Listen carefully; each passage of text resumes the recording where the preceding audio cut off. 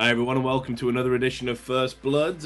Not gonna lie, it's been kind of a bit of a weird week. I'm off to DreamHack tomorrow, so this has meant that I've had to kind of cobble it together and do it on Tuesday instead of Trash Talk. I'm hoping to do Trash Talk tomorrow from my hotel room, but we'll talk about that later on. In the meantime, as we said last week, Josh is away practicing very hard with Fusion. So my regular co-host Ram is here, and we thought Kubz did such a good job last week of dodging controversy and causing controversy. We decided to invite him back in Josh's place. So thanks very much for joining us, Kubz. And I will introduce our very special guest, the man with the Roccat branding in the background, just in case you can't figure out what fucking team he's associated with. It is, of course, the Roccat's manager, Flyy, or Tommy to his friends. How you doing, brother? You all right? Yeah, quite good, buddy. A little bit vacation, if you can say it that way. Not with the team, but doing quite fine. Awesome. Well, where to start? So what we usually do is we normally throw the guest a few gentle questions like we did with Kubz. We threw him right under the bus gently with some of our questions about complexity. So we'll do some stuff for you as well. We know Roccat have obviously undergone huge changes, over the off season. I was wondering if you could tell us about them and the rationale behind why you made them. Well, was split we finished third and fourth, and we're having players like Jankos, like Vander, and those who can really outperform the other junglers and supports on a high level. So we wanted to be sure that we can keep them. So we needed to undergo some changes and actually fight for first places and going to Worlds next year. So yeah, we felt like Sasus and Celever reached their ceiling in the team. So we decided to look what options we have to undergo changes and improve the lineup. And yeah, Sasus and Celever were the ones that suffered from that. And yeah, after that we picked up Woolite. We're still looking at the option for a mid laner since Overpower is moving at top, as we spoke about earlier, but we're gonna talk about it now also. Looking at options for mid laner. I mean, we all know who's the front runner for that, and I don't think it's worth hiding anymore. I think it's not very uncommon knowledge that you guys are extensively putting your bet on Nukeduck getting unbanned and hoping to use him. I don't know if you can confirm that, but do you have any comment on that? No, I'll keep my comment for myself here. I can't confirm anything for the mid lane yet. For some obvious reasons or not. We're still looking at other options also, just to be secure on anything. But yeah, our goal is Roccat being in the top 2 next split. So I want to just ask something. A lot of people, when you made the changes, like I completely agree with Celever. I thought that he played, like, I guess, decent in the relegation tournament against NIP all the way back there. He kind of did his job as an AD carry and scale late game, and that was like one of the few times that I actually really saw Celever perform above average. So I really did agree with the Celever change. But what confused me a little bit is that Zazas actually performed, I guess, towards the end of the playoffs and the end of the split quite well. And it confused me a bit that you guys decided to put a lot of, I guess, faith in Overpower transforming himself from a decent mid laner into a top laner. Because for those who don't know, that Overpower actually was a jungler in the past, and I think he was an AD carry at some point as well. I'm not 100% certain. He played different roles, and now he was a professional mid laner, professional top laner. Did the team have a discussion and they said, all right, let's try out Overpower top? Like, I want to understand your mindset about that that decision making, like dropping a solid top laner Sasus and for Overpower. Well, we wanted to improve the lineup. Like we wanted to see what options we have in the positions. If we were to go and undergo changes in general, we wanted to be a big improvement, not a small improvement like Alliance doing with Reckless right now, which we're gonna discuss later, I guess. We wanted to really make a gap between the old thing we had and the new change that we're doing right now. And to be honest, which top laners can be a good option right now in Europe? Except Freddy and maybe Sauce, which other top laners can be said that are going to be a level above Sasus? Do you know any? I'd struggle to think of any off the top of my head. But then again, I didn't think... I was really surprised that Zazas went. I didn't think he was necessarily a weak link in the Roccat team. Well, like we wanted to do a max of 2 changes, not to completely change the lineup and everything. And considering Overpow has been playing jungle before, the Alistar idea was kind of his, for example. Some of the other ones and top laner ideas were his. Considering he's our in-game leader, and for us on top lane, you have a lot more time to communicate. Wait. Your top laner's your shot caller? Right now, yes. And he's damn good at it. That's an interesting thing. I'm curious about. Tell me why that's bad, Kubz, because obviously I have an inkling, but maybe there's people watching that would think, yeah, what's the fucking problem, Kubz? So, top lane has always been specifically with this season, like top lane's in their own world, right? So it's kind of weird to have your top laner who's very focused on the 1v1 aspect controlling the entire map. And generally when top laners shot call, we see it with Zion. We saw it a little bit. I guess Zion was calling a little bit with Coast, right? And I know Cali Troll shot calls for Team 8, right? So those are 2 instances where with Coast, with Zion, it didn't work so great, but Cali Trolls made it work phenomenally. I mean, he kind of relegated us. So I'm curious as to, like, how do you feel, Flyy, about having a top laner as a shot caller? Is that going to affect the playstyle of Roccat? Well, think about it. Top laners right now are the ones using teleports. Like, you haven't seen in a while top laner without a teleport. So why shouldn't they be the ones making the calls? You have the options to look at the map where you can teleport and everything. You're mainly playing champions that are farm-based. You're in your own world. That means you have the time to actually look more at the map. And with the usage of teleport and everything, you should be the one making the calls, which lane should push and the others. And to be honest with us, Jankus is the one getting the information and making the decisions early game. Overpow is more mid to late game, about rotation, about objectives, about what to do, when to group up and such. I think... Sorry, keep going.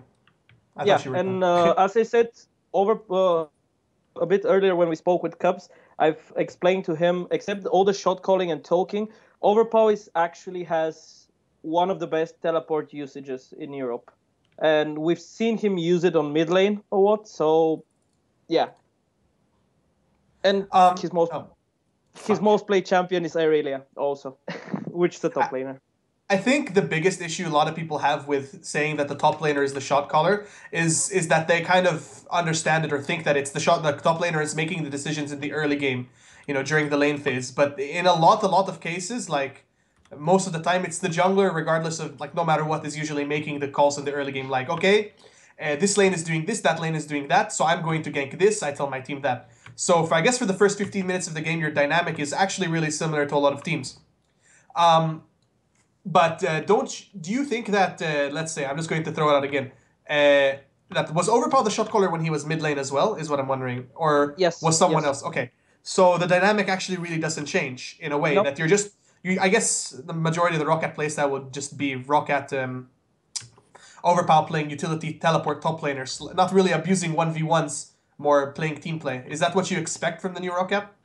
Well, to be honest, like, we've already been screaming a little bit. And to be honest, our playstyle is kind of completely changed. Until now, we were quite a passive team. We just tried to farm up and try go mid-late game, and from there on win the game. Right now, we're super aggressive team. Like, we would go for fights the whole time, which is the style to go, as we saw with Samsung White of the Worlds. Okay, I'm curious. How's this bot lane working out, right? Because now you have, this bot lane, which some people may not consider very strong, but I see it as like a top 3 EU bot lane. It's like, you have this big hype behind like a Reckles Nif bot lane, but like how does Vander synergize with Woolite? Well, the thing is, Vander is a really aggressive player, and until now he had Celeber with him on the bot lane, which is more farm-based, passive player. And with Woolite, as one of the guys said on his Vander stream, it's a wonder. No, they're really aggressive guys, both of them, and it looks really good, to be honest. And I would put them even top 2 bot lane right now, if they manage to perform good on stage. It's a bold claim, but I mean I gotta say though, surely so much about Rockat's future hinges on getting this mid laner of yours. I mean, Overpow, obviously he made a big splash when he first came in. You know, with KMT and everything, everyone was you know, hyping him quite a lot. And then he had a bit of second album syndrome. I don't think he was quite as effective, you know, after that initial burst. But I mean, you know, now with him in the top lane, I think you're going to need a big impact player in mid for Roccat to, you know, live up to that top 2 billing that you're giving them. What happens if you don't get Nuke Duck, for example? You know, or somebody of his caliber? What happens then if you have to settle for, you know, a far weaker option? I think still even still there's a lot of options that we can consider. In general, we're still considering a couple of players, not only one. So yeah, but our goal is to have aggressive mid laner, one that is going to give enough space for Yankus to move whenever on the map, wherever on the map he wants. Like our main problem last year is Overpower was quite up, especially versus SK was shown that that's how they explain they beat us. In general, is Overpower was a little bit farming based, like passive mid laner, which let the enemy junglers put pressure on Yankus, which we don't want to happen again. Yankus is one of the best, if not the best jungler in Europe. So we want to give him as much space to move around the map however he pleases to. Pretty much. Okay, well look, we'll put Roccat chat to bed and we'll get on with some of the hot gossip and drama that's been going on in Europe. Let's start with Alliance, the most drawn, you know, a drawn out saga I think I've seen in League of Legends history. It was the worst kept secret in League of Legends history. We all knew that Reckless was going to go to Alliance. And despite Fnatic's insistence, which looks kind of hollow now that, you know, Reckless will be playing for us next season. He's a contracted Fnatic player, which they've also said about xPeke, interestingly enough. So if history repeats itself, it could be slim pickings for Fnatic fans. But, you know, Alliance have got their man. I'm not 100% on the details. I imagine that the buyout clause for that $15,000 has been activated, and Alliance have acquired Reckless to fill that AD carry role and will play for them at San Jose, obviously. So what do you guys think about this move? A lot of people have said that Alliance didn't need to improve the AD carry position, but rather they needed to improve the support position in the bot lane, or possibly the top lane in the form of Wicked. So again, open forum, guys, jump in. I think Reckless, as the AD, I mean, he was the strongest AD there, and I think at the end of the day, yeah, I think Nif would have been the one that they would have wanted to replace, but maybe there's issues between Tabs and other members we're not going to know about.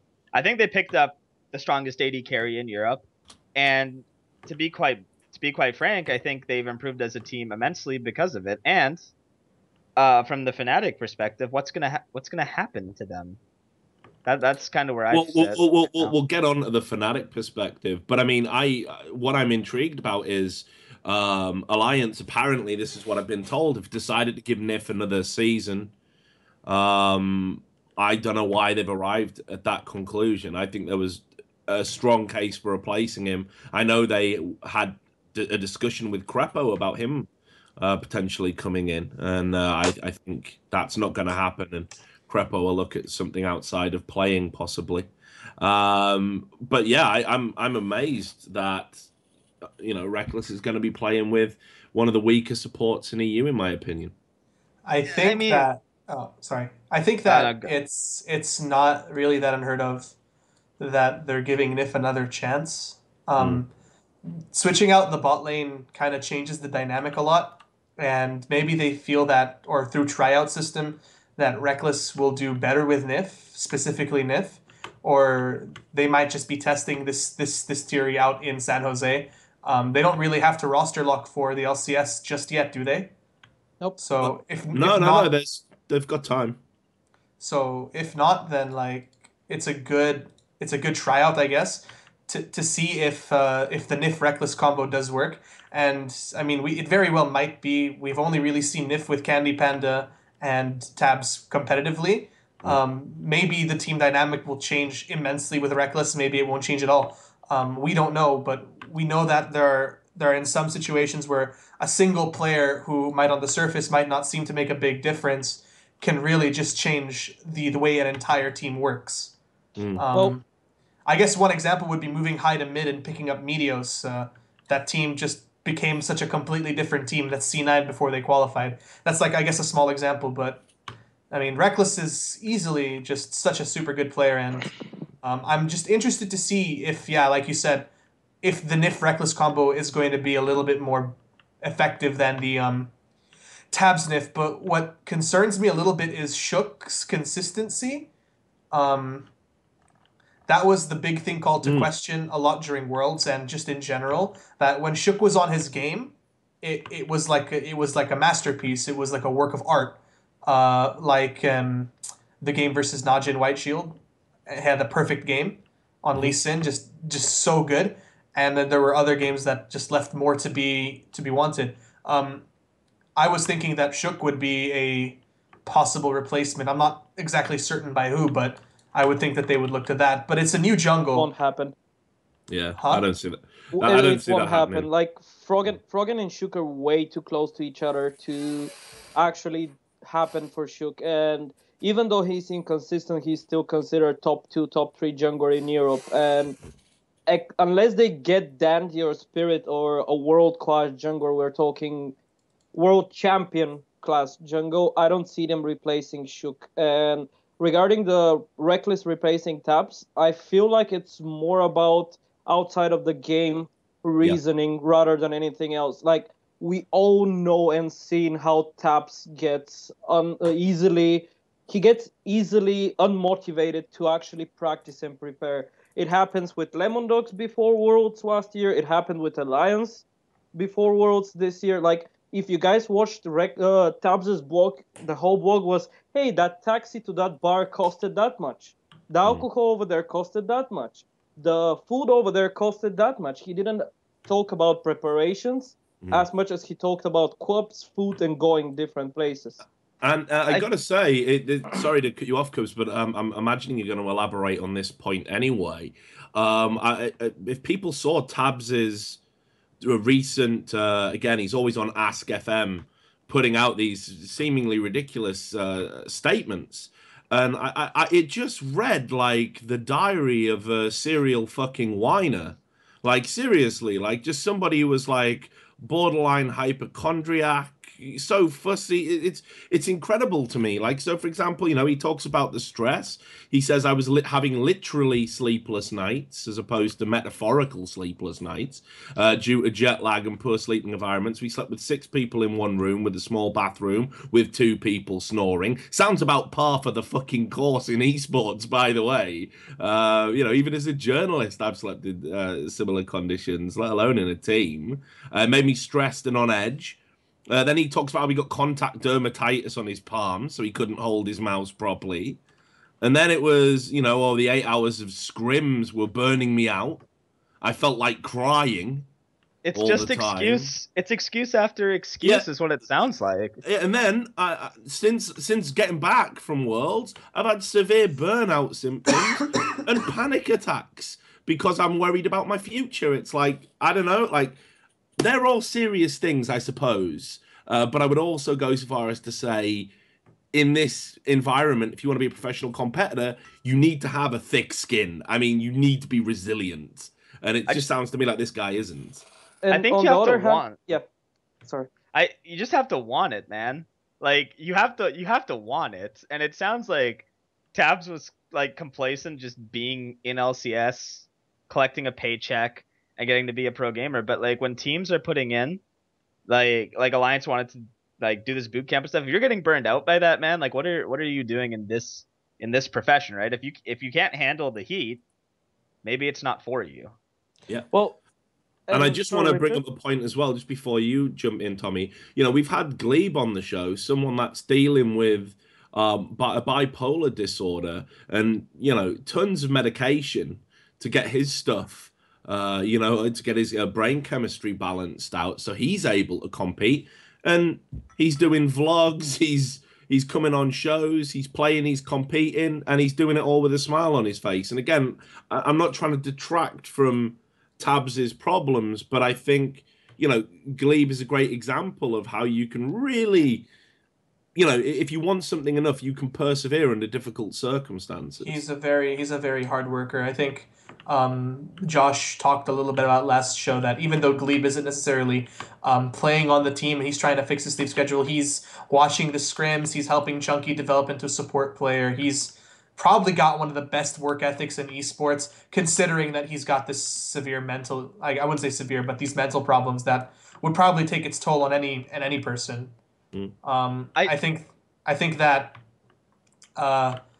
dealing with mental problems is definitely a big thing, but I mean, I don't want to name anyone particular, but there was a particular player on NA who I spoke to a lot before the summer split, who said that he was feeling like he should drop out of his team because he was suffering from severe panic attacks minutes before the game, hours before the game, not sleeping before games during the week, and he was pushed, like he pushed himself to stay on the team, and he got over the panic attacks and he's doing fine, and that team is going on to, you know, do great things. It's an NA team, but like mental issues happen everywhere. It just seems that I don't want to like be anything mean, but it just seems that Tabs is, instead of looking for ways to improve it, he's just complaining about it.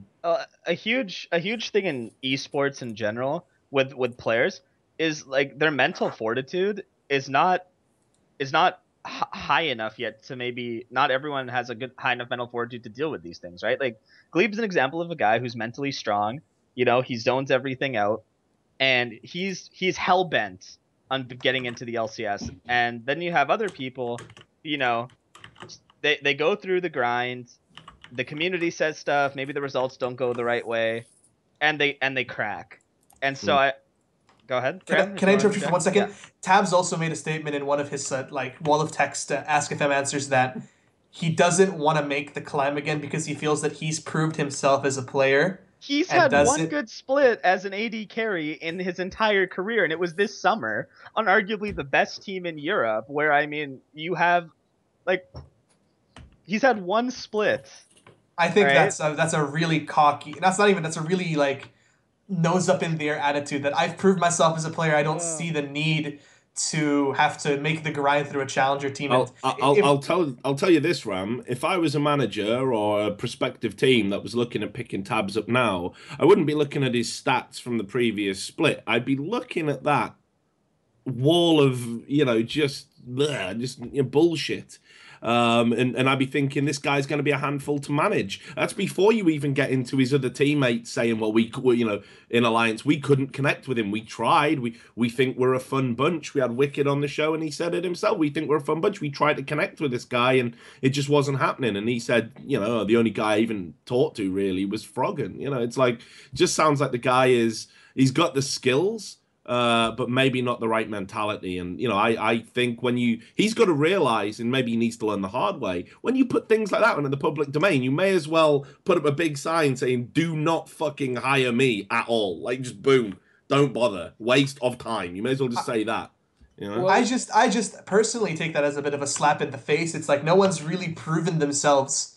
Like no one's ever going to have job security because of your name. Like it just kind of shows to me just like someone who doesn't feel like he needs to work for, really put effort and just like get nitty gritty, get some blood on his hands. So maybe not blood, some dirt on his hands to get what he wants. As like it's a bit insulting for like the people who really have the talent and put a lot of the effort to get in. And I think that he feels that he's just going to get carried by his name. And no one wants to have that kind of player, someone who thinks that his name is going to be worth more than the amount of effort or time that he puts into the game. So like maybe Tabs is talented now, but if he doesn't continue the same effort, players are going to overpass him. And we've seen it happen time and time again, that people who try to use their name and don't put as much effort get replaced on teams. That was an actual cough. Like someone like Wild Turtle and Chaos, I think that's a really good example. So Flyy, I want to get your thoughts real quick just about Tabs as a player. I mean, you know, you're a manager as well, so you've got two perspectives. And I've managed Tabs also.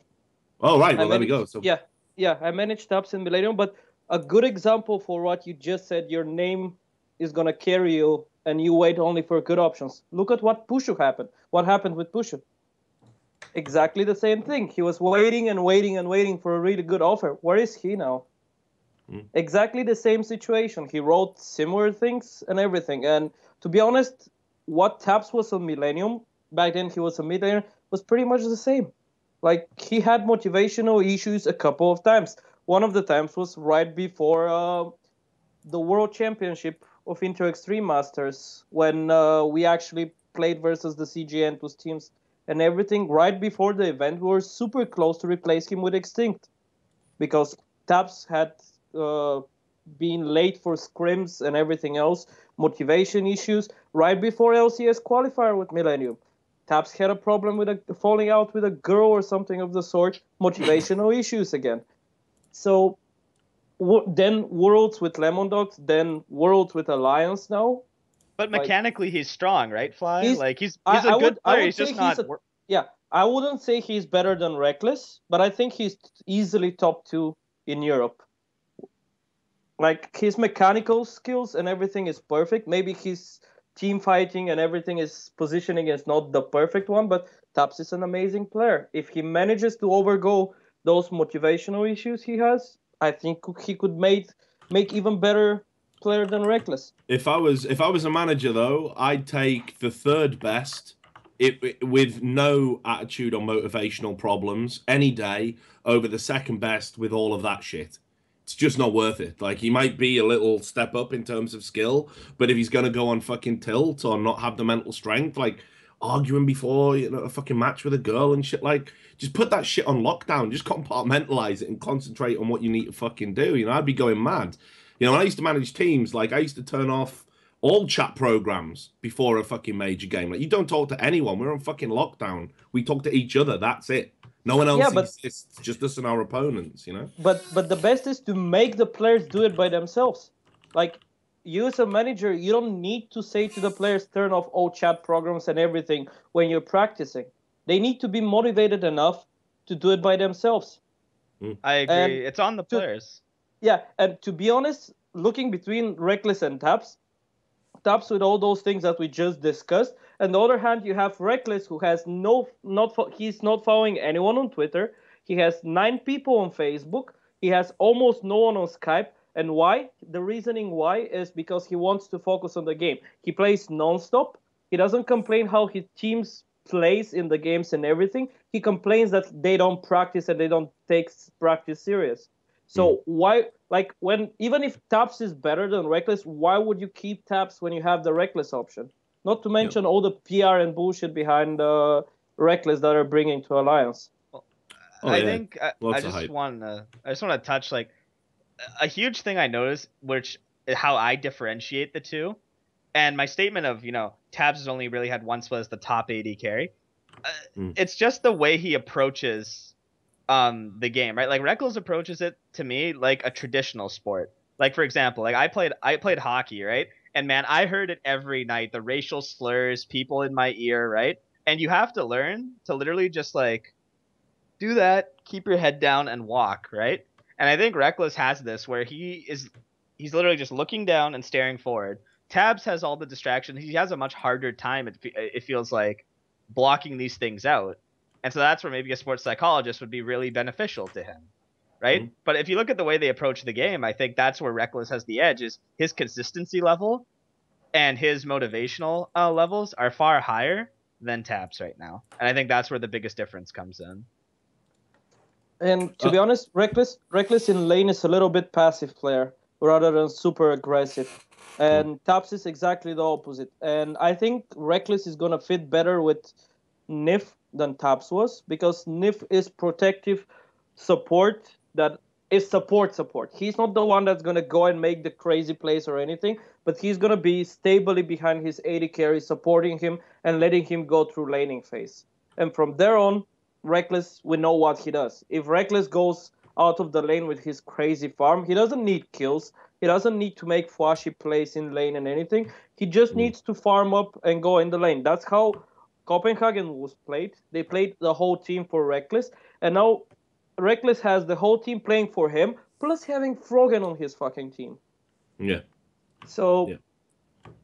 It's definitely going to make a difference. I mean, I think what's going to be interesting though is can Reckless get used to not having Yellow Star there, because it's just he's getting a step down in terms of support. I respect what you're saying about him being a much more defensive player rather than an initiator, and that might help Reckless out. I don't know, but it could, they've got to gel quite quickly, I think. Otherwise, Reckless, because there's going to be so much hype, there's going to be pressure.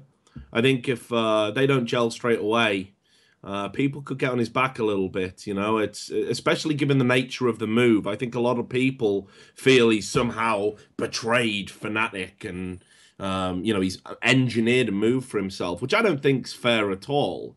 But I've read it on the forums a lot. So dumb. Yeah, I know. Like, he wants to be successful. What a piece of shit, right? Like, yeah, what a dick. He wants players that take the game as seriously as him. That's not fair. He should stay on. He took an offer that was team. good for him. How dare he? How dare he? How dare he do what's best for him? I've gone through this a bunch of times though. Like when I report on stories. So, for example, with the original Supa team story, again, people were literally saying there's no way Froggen would leave behind his like CLG.eu bros. Like, no way. He'd never play with any other group of players. It's like, you don't first of all, you don't know fucking shit, by the way, about the mentality of these individuals that you've never met.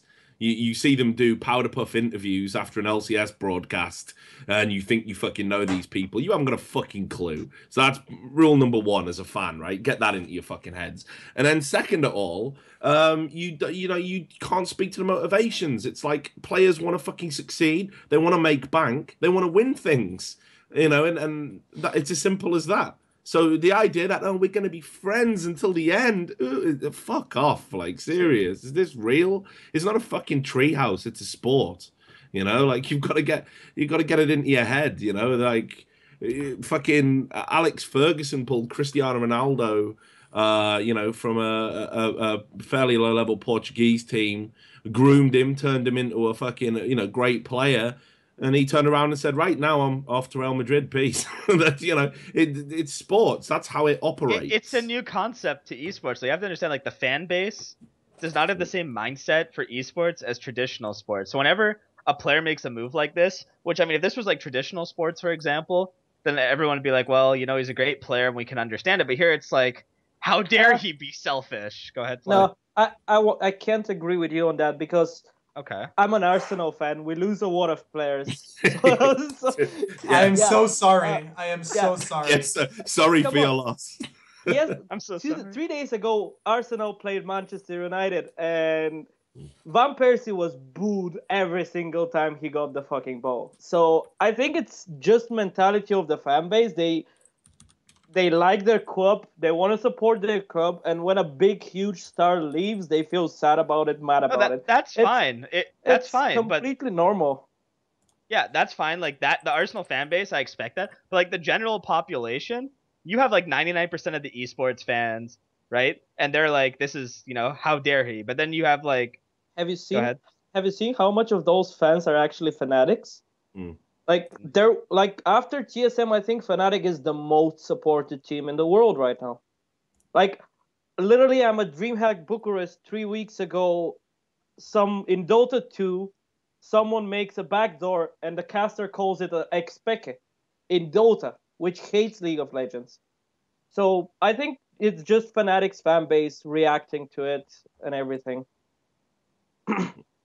And let's continue. No, I was going to move on to Fnatic. Make your point.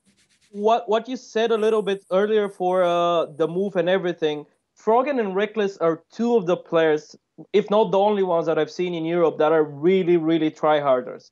Like, they played the game non-stop for the last 2-3 years without even complaining that they feel burned out or they are sick of the game or anything of the sort. So those two players are the ones in Europe that want the most to win everything. Like, they really, really want to prove themselves.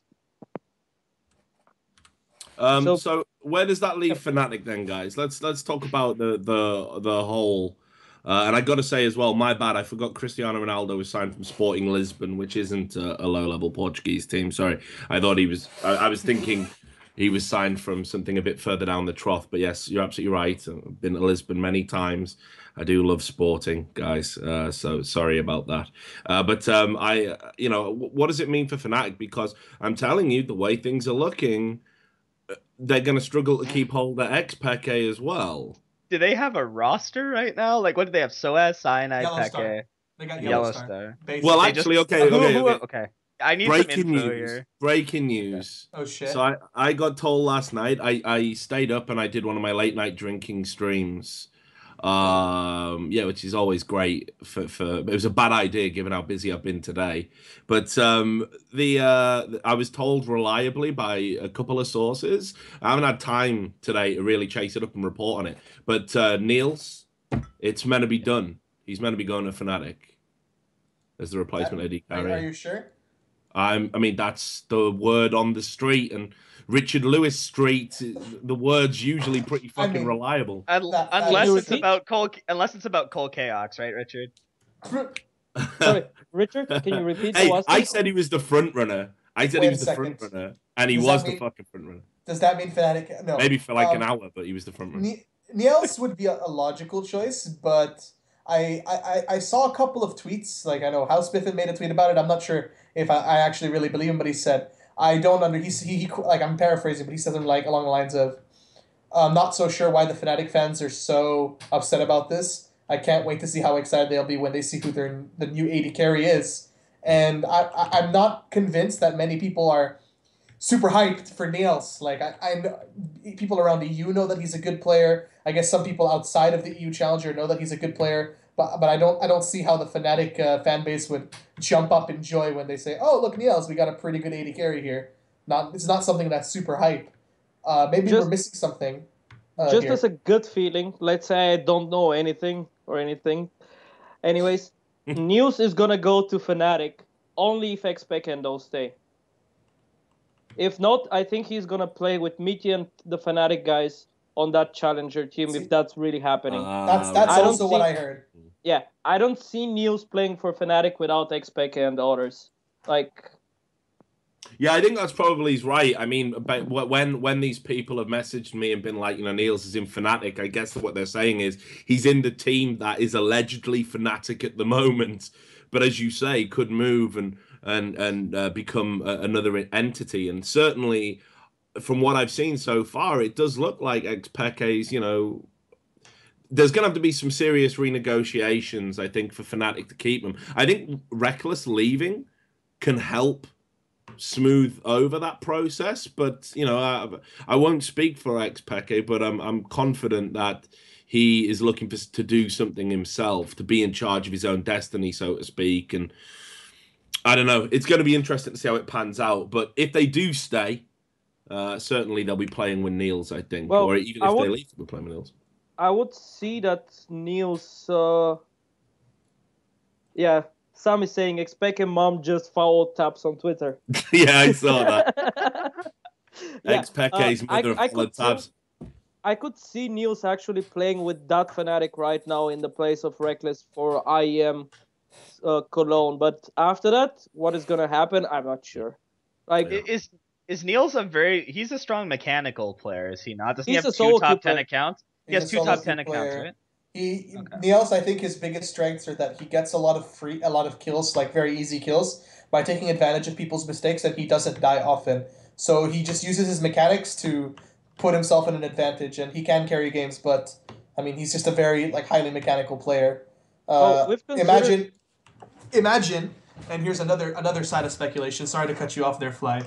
The speculation that you said that you say Niels will play with Fnatic and Co. With Peke and Co. I think that's correct. But another speculation was if the Fnatic and group leaves Fnatic, Yellowstar stays. Who was the front runner for the support for that challenger team? Oh, Mitty. I heard it was Mithy. And what happens when you put Mithy with AD carries who are looking to learn? They become good. He did it with Tabs in a way. Tabs got way better playing with Mithy. Mithy is just known that he's got a huge brain. He was considered one of the brains behind Lemon Dog's he develops talent. Like, he can develop talent. And Mithy Niels can probably develop Niels a lot. So, yeah, Niels might not have that competitive experience, but you put him with someone like Mithy, I think the potential growth there is immense. Agreed. Yeah, I find it hard to disagree with you there, but that's definitely going to be an important part of it. I think anyone that expected. I mean, 'cause we've had guests come on the show. The people who know about EU, obviously, Josh was sleeping at the time. Oh, sorry. and Let me do my Nintendo impression. Yeah, I was going to say it's time for bed, Kubz. There you go. He's out. So a lot of people have said he's like the best AD carry in Europe. Like he's going to be up there with Reckless, no problem. Yeah, but the thing is, for a player, you can't look only how he plays. It's about how he behaves with the team. It's about how he practices with the team. It's about how he performs on stage. How much experience Niels has on stage. Well, like we had Shook in the beginning. We had Jessis in the beginning, who were amazing players, who performed exceptionally good online. Then they went on the stage of the LCS, and it took them months to get adjusted to that. Then on top of that, you have the skills. On top of that is how is your mentality in general. It's how you communicate with your team. It's a mixture of ton of things. You can't say a player is good simply because he's good in solo queue. Yes, there are people that can do it and can adapt fast, but it's a big question mark. We've considered Niels in the beginning for Roccat when we decided we want to switch the AD carry. But yeah, it's a mixture of a lot of things. And it's if you want to develop that player or not. If he goes with xPeke and those in that challenger team, that's fucking perfect. He's going to have experience. He's going to have people with experience to help him adapt way faster. So I think his best option is if they go to challenger and everything. Even though I think if he joins Fnatic with Fnatic, is going to be a really good option too.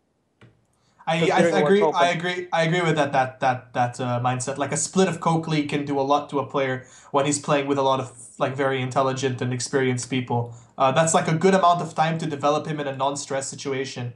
I mean, we've seen what happens to people who aren't properly developed, and you put him in that high stress situation. I hate to bring it up again, like someone like Glebe, who never really had that experience with super experienced players, and you kind of threw him into the mix, and it didn't exactly end well. No, I'm not saying that Niels is going to develop type 1 bipolar disorder, but it's a super high stress situation that can take its toll on some very young people, and not everyone has the coping mechanisms to deal with it. Mm-hmm. So I guess the safer option, split of Coke split, but players are different. Like everyone is different. No one would expect someone like Reckless to have that super high level of maturity and the proper coping mechanisms to deal with a lot of high stress and kind of become the kind of player. So maybe Niels might have the same kind of mindset, not necessarily mindset, but just coping, the ability to deal with high stress. So let's jump away from the Fnatic thing, and we'll say that however that pans out, wherever that team ends up, it's going to be one to watch, and certainly Fnatic will be hoping that they can secure all those signatures, because if not, they got problems. Let's talk about SK confirming the artist formerly known as Watdefox, now just called Fox. I mean, that makes me so sad. That was such a good name, man. I love that name. Right, I love that name. And forgiven, but okay. So this might seem like a minor point, but serious, he's had to change his name. Like, for real. Come on, imagine Joe Miller saying, "And what the fox?" It's not gonna happen. I do not believe what the Fox just did. Or I don't know. I mean, Riot made Yarrowstar Kasing change his name and let Yellowstar keep his name. Like, yeah, Yarrow had to change his name from Yarrow to Kasing. To Kasing, and Yellowstar's allowed to have Yellowstar there. I mean, the decisions are weird, but I mean, it doesn't really matter about the name. We called this from the beginning. Like, we knew this was happening. I don't know, man. It's like, is this real? I mean, for example, there's been other players with like dubious names. You've alluded to some there. I mean, Cowtard, is this okay? Like, are we mocking cows with mental, disabilities? Is that what we've come to as a race of people? I really think there's got Sneaky to be Castro. Sneaky Castro, Sneaky probably Castro. I mean, there's a probably political racist. segment. Yeah, if ever there was one. It's just I'm don't get me wrong. There obviously has to be a line drawn. We've seen in StarCraft 2 recently certain words are not acceptable. And I've seen some Counter-Strike players with some fairly outrageous names. I mean, one of the things that always amazed me, and so was there was actually an ESL admin. This is true, guys, so I hope this doesn't offend anyone, but his gamer name was Dark Packy. You can Google that. I was like, he's an admin? 10 out of 10. Is this Kubz is taking that personally there? Is this a troll? Like, in Counter-Strike, man. Yeah, like, not even. It exists. Yeah, not even just a player, but he represents your organization as a fucking admin.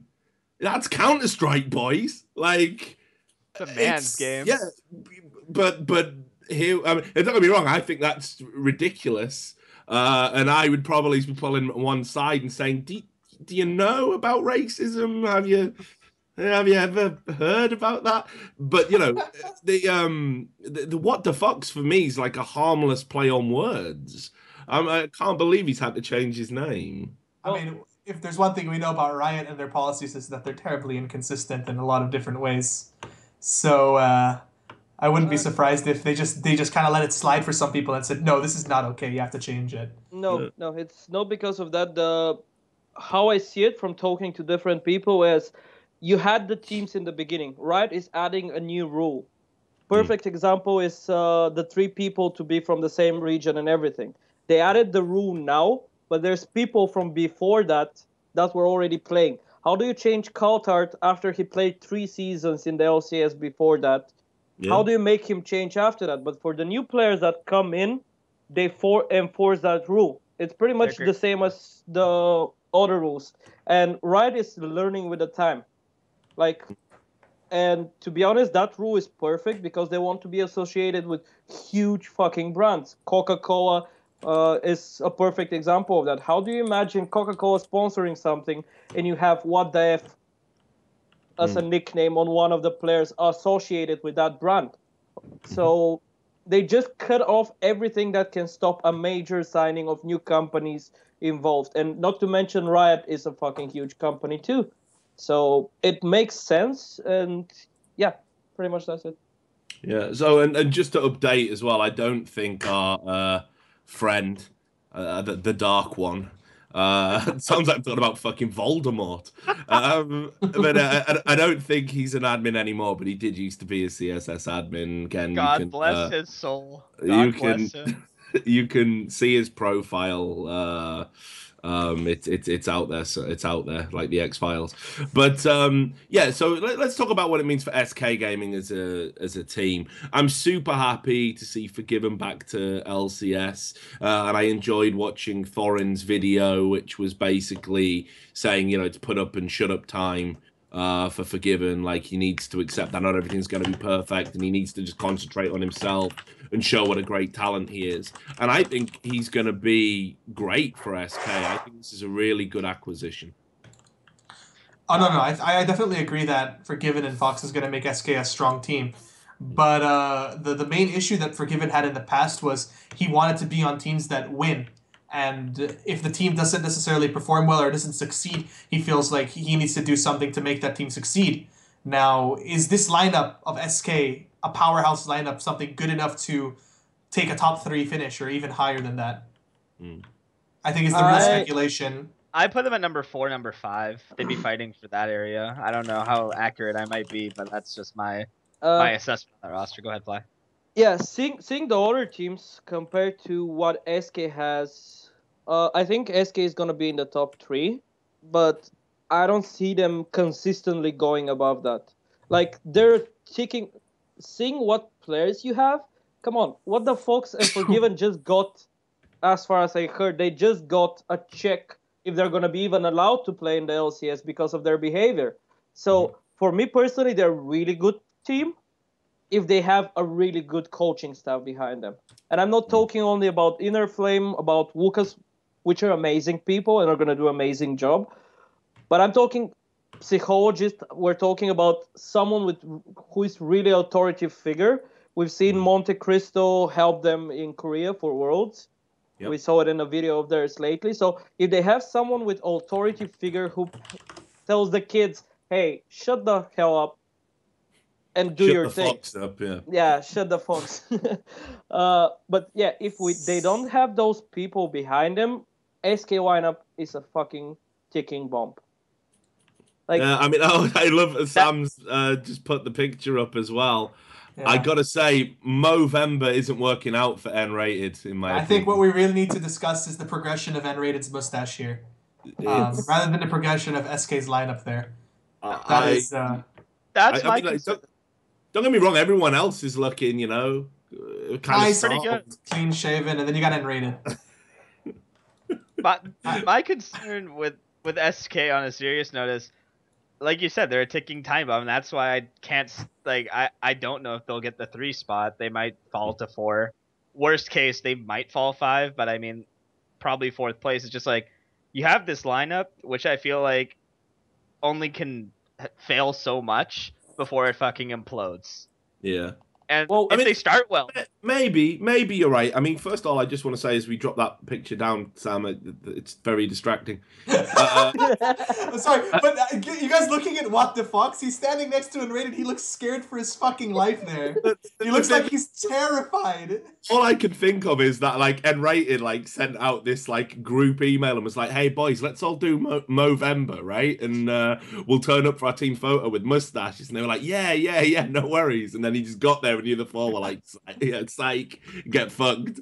And he's just there with that thing. But anyway, that's neither here nor there. I just wanted to say that I think perhaps this ticking time bomb thing, I think it might be a little bit overrated. I mean, Forgiven has definitely, I think he's coming into this LCS a much more rounded person mentally. I think he's still got that drive and desire to win, but I think he realizes that perhaps the way to go isn't to fucking shit all over your teammates, and that actually perfection isn't going to be achieved just like that. It's something you've got to work at. I think Fox as well, he just had his warning from Riot. Like it was this close. He wasn't going to be allowed to play because of his toxicity. And I think he's realizing like, holy shit, I'm at SK Gaming now. That's a hell of a step up from where I've been. I need to keep my, I need to keep my mindset in check and keep my attitude in check. So I think they're getting too, I hate to use the word reformed, but I think they're getting too reformed players. You know, I think that's what's happened. Well, also you have, you have N-rated. Yeah. Also, you have N-rated who actually controls that kind of teams quite fine. Like, pretty much N-rated has worked and continues working with that kind of people. Candy was in the beginning, years ago, the same person. But after playing with N-rated for so much time, he changed at the end, as far as we know, at least. So N-rated is going to be a big factor. But I don't, like, at least from seeing Forgiven on the show with Thorin, I don't think he has changed. Like, maybe in the beginning until he gets with the team in the house and everything, he's going to be looking good. But I don't think he has changed that much. Especially half of the things he said had nothing to do with the truth. On that show, at least. I did like what he said. What was it? You can either be the best or suck a dick. I think that as a mindset is awesome. That was what he said on the Thorin show. That was his quote. Again? Which one? You can. Forgiven said you can either be the best or suck a dick. They're the 2 options. I don't know. Flyy is weighing the options right now. Yeah. He's like, okay. I see what you're saying, but how is this not a win-win? I see what you're saying. I understand how I watched his appearance on Thorin's show, and I think he came across perhaps a little bit like his old self. But it's not so much about what you project externally; it's about what you're internalizing. And I think again, this is a phenomenal talent in European terms that almost got marginalized to the point of not being able to compete. He was playing for some fucking, all due respect to them, some shitty little Greek team that were never gonna do anything on the world stage. I saw a post where he said that CW kept him under contract, and that's why he didn't go for big teams. No, as far as I know, from a lot of people actually, he never got any other offer. And like, I'm not sure about the Curse offer, but I've heard it's for the academy team, not for the main one, which changed after that or something of the sort. But I can say that isn't true. Actually, it wasn't for the academy side because xPeke even said last night on Summoning Insight that he was a third choice at best. Which seems a bit disingenuous. I guess you've kind of got to say that now because they went with Piglet. Although he did say Piglet wasn't the first choice. But for me, I think pretty much what we all suspect is actually true. That Forgiven was looking good. Piglet came on the market, and it's like, you ain't going to compete with a Korean, European. It's as simple as that. Get me that Korean immediately. Bring him to me. It was just like that from Curse. Kubz, you were going to say something, man. My final thoughts. I was like, Forgiven and Watdefox. I feel like Forgiven obviously is the huge upgrade. I think Watdefox will do fine in the LCS. Maybe he'll have like a couple weeks to get used to it, but like overall, like the basis of where the team's gonna finish, their in-game performance is gonna be affected probably by a lot of external factors more so than other teams. If these players are gonna act the way that they're perceived, right? So if they have good team synergy and they get along fine, you know what? They have a really, really good team on paper, and it just comes down to execution. But if they start to have these problems, well, could be a very interesting split in Europe. So I was on the SK Prime lineup a little bit after I was dropped from Complexity, and I was actually playing a lot with Mozip, but Watdefox on the team, and from playing with him in pre-made, I never ever really got like an ounce of toxicity from him. Like I had known who he was. Like Watdefox is not actually his first name. He was permabanned on another account in the past. MIT Zempo, if anyone knows about that, but that's in the past. And I was a bit concerned about that, but he was a very mature guy actually playing with him and a super skilled player. But besides that, never really had an issue with him behavior-wise on that team. So maybe in solo queue, it might have been an issue, probably not anymore. But I think the main concern is bringing it into fives. If anyone will be the issue, I don't think it'll be him. I think he's really motivated to play in the LCS, and I don't think he's going to let that get in the way. Yeah. So look, let's move on, and we'll try and wrap up all the gossip before we do our focus on the expansion tournaments. Let's have a look on the list. Do you want to do? Should we do Dignitas? Chat? EG. Let's talk quickly about EG. They're not re-signing InnoX apparently. All right, okay, so let's do EG, yeah. So it was interesting what was happening with InnoX. I mean, I use the term interesting loosely. It's not really that interesting at all. But he was, just before they agreed to not re-sign him, he was seen spamming games. Mid lane, exactly. And I don't know if he's trying to maybe reinvent himself as a mid laner, or whether that means he might be trialing for some teams that are looking for a mid laner.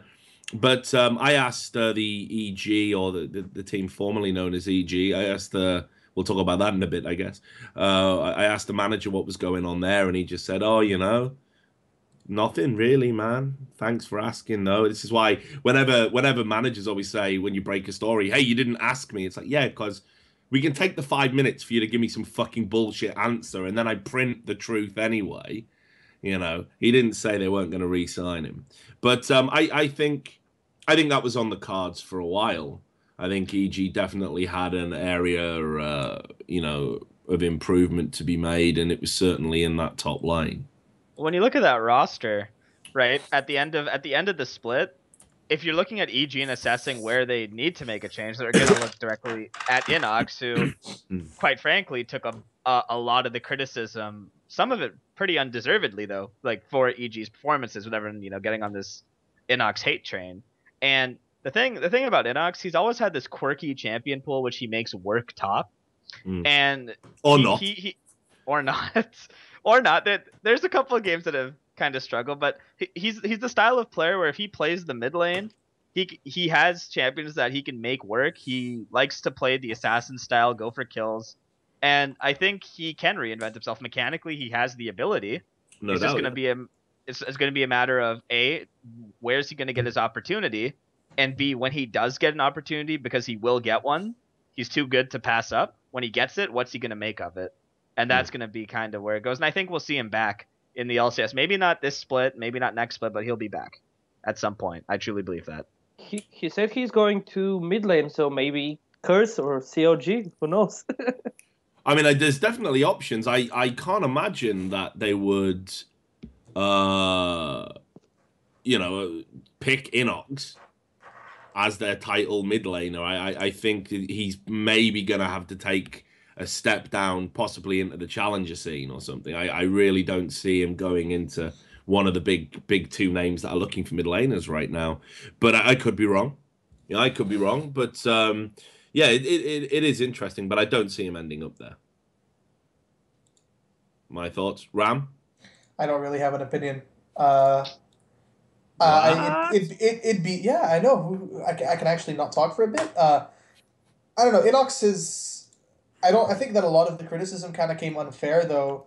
If we were looking at someone that definitely needed to be improved upon in the EG lineup, it would probably be InnoX, and maybe as a mid laner he can see more success. So I think he'll have a bit more leeway with the quirky picks. But I'm not sure what he's going to do or how he's going to go do that. He's a nice guy, though. I wish him best of luck. I'm just very no comment about the entire situation. EG getting a good top laner would be a very good thing for Mr. Pobelter and Altec, though. Look forward to seeing who they look for. So let's talk about the whole EG situation, because we had the somewhat Orwellian Riot ruling come in about clarification of ownership and the selling of sponsored brands to LCS controlling managers. Ultimately means that EG and Alliance are going to have to effectively rebrand because they're under the same sort of umbrella organization, the Good Game Agency. So what do we all make of this? It's about fucking time that some clarification was made. A lot of people were speculating that that the EG and Alliance are basically the same team owned by one person, so it's good that something like that is happening so that people fucking understand that that might not be the case. People make a lot of assumptions, so the clarification, honestly, to me, is just like the public can be like, huh, this is how it works. And I mean, I think at the end of the day, it also just helps clarify for everyone in general, like, you know, you can't, there's not one guy controlling, you know, two teams. It's more so the brands. So. Yeah, I mean, general, but the teams and the managers, as far as I tell, I mean, that isn't going to change. No, you know, like the actual lineup and the players, it's all the same people. Yeah. It's literally just getting a new name with like a new jersey. And, you know, when you look at the roster, like EG right now, what's left in the top lane? Like they kind of got lucky almost with the fact like now they have like another import slot that they can use for either support or top. So maybe they look internationally for a top laner and drag someone in from NA as a support. But like, what's left of the talent pool right now for EG to pick up in both those roles? They're gonna have to decide which one they want to do from NA and which one they want to do internationally. So I'm curious to see how that actually ends up playing out for that roster, because I mean, Helios, Altec, Pobelter, that's a pretty damn good trio for someone to have. And yeah, as we can see, they haven't decided yet, obviously, because apparently they rejected the space for IM Cologne, since we see Dignitas going there instead of EG, which was third in the vote behind Curse and COG. So I mean, I really was disappointed because when, like, okay, so it was we've talked about it on this show. I've dropped hints before. I think I've alluded to the fact that, you know, there was talk about the potential of EG and Alliance being removed from the league, and you know, Alex Garfield is this kind of, you know, entity that hovers above both of them. That issue was going to be addressed. This, for me, you know, it kind of feels that what we're going to get is we're just going to get two teams, you know, being repackaged. I think there will still be some of the old ties linked between them all. I don't think you can necessarily get away from that.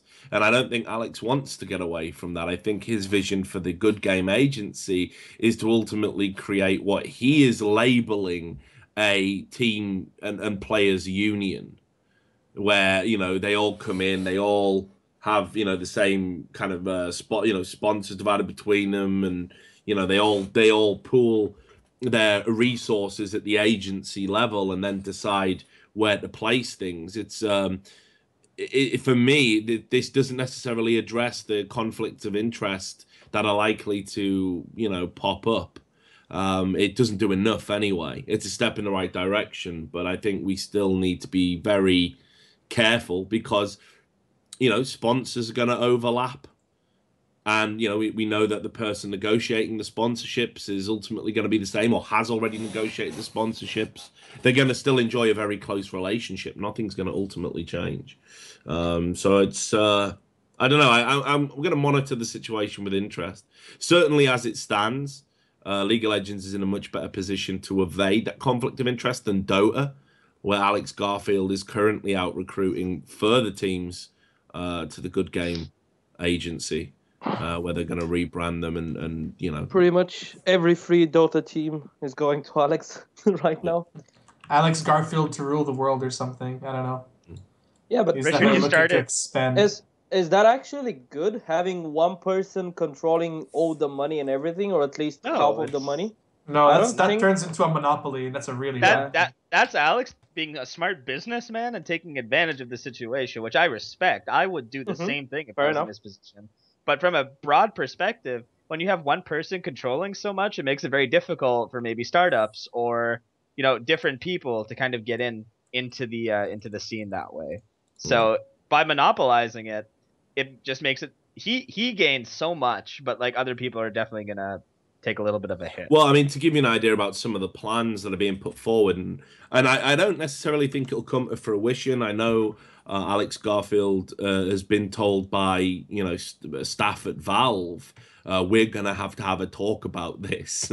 Last time he had a meeting with them, but some of the plans that they had, for example, was that everybody under the Good Game Agency umbrella would say to a tournament organizer, so let's say, for example, an IEM, and they would say, we're not coming, all of these teams under the Good Game Agency aren't going to attend and compete at your event unless we get a share of the gate receipts from the spectators, share of the streaming revenue, and then the agency would negotiate that and then divide the share up accordingly as they see fit.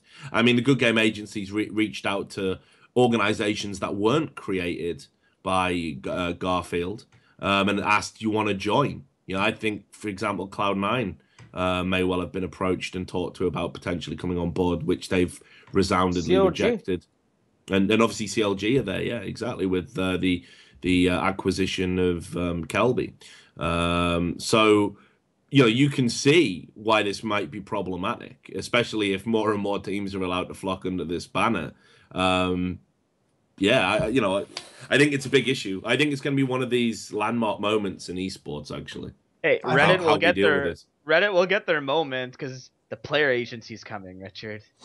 It's coming, and then all of Reddit will be like, "Yes, we got our player agency." Yeah, this is the thing, though. Like, the fact is, Alex is very cognizant of the requirement for a union among professionals, people that are going to stand up to dictatorial entities like Riot and also the corrupt entities in our business, like unscrupulous managers, sponsors that don't pay, all of this sort of thing. There is a genuine requirement for a union, and that's kind of how this is being packaged, but this ain't a fucking union.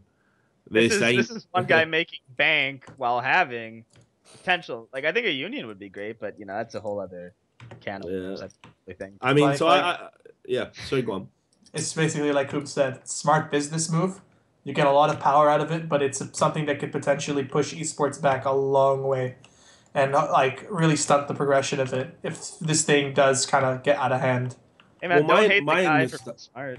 Yeah, my understanding is that people, people aren't gonna play ball with it necessarily. I mean, there's an argument to be made about whether the teams or the players deserve a cut of that revenue, whether they do deserve to get a share of spectator ticket sales or a share of streaming revenue. There is an argument there. I agree with that. But I don't. I think with live tournament organizers like I am, you know, they're not making huge profits. You know, it's not a business you go into to make money.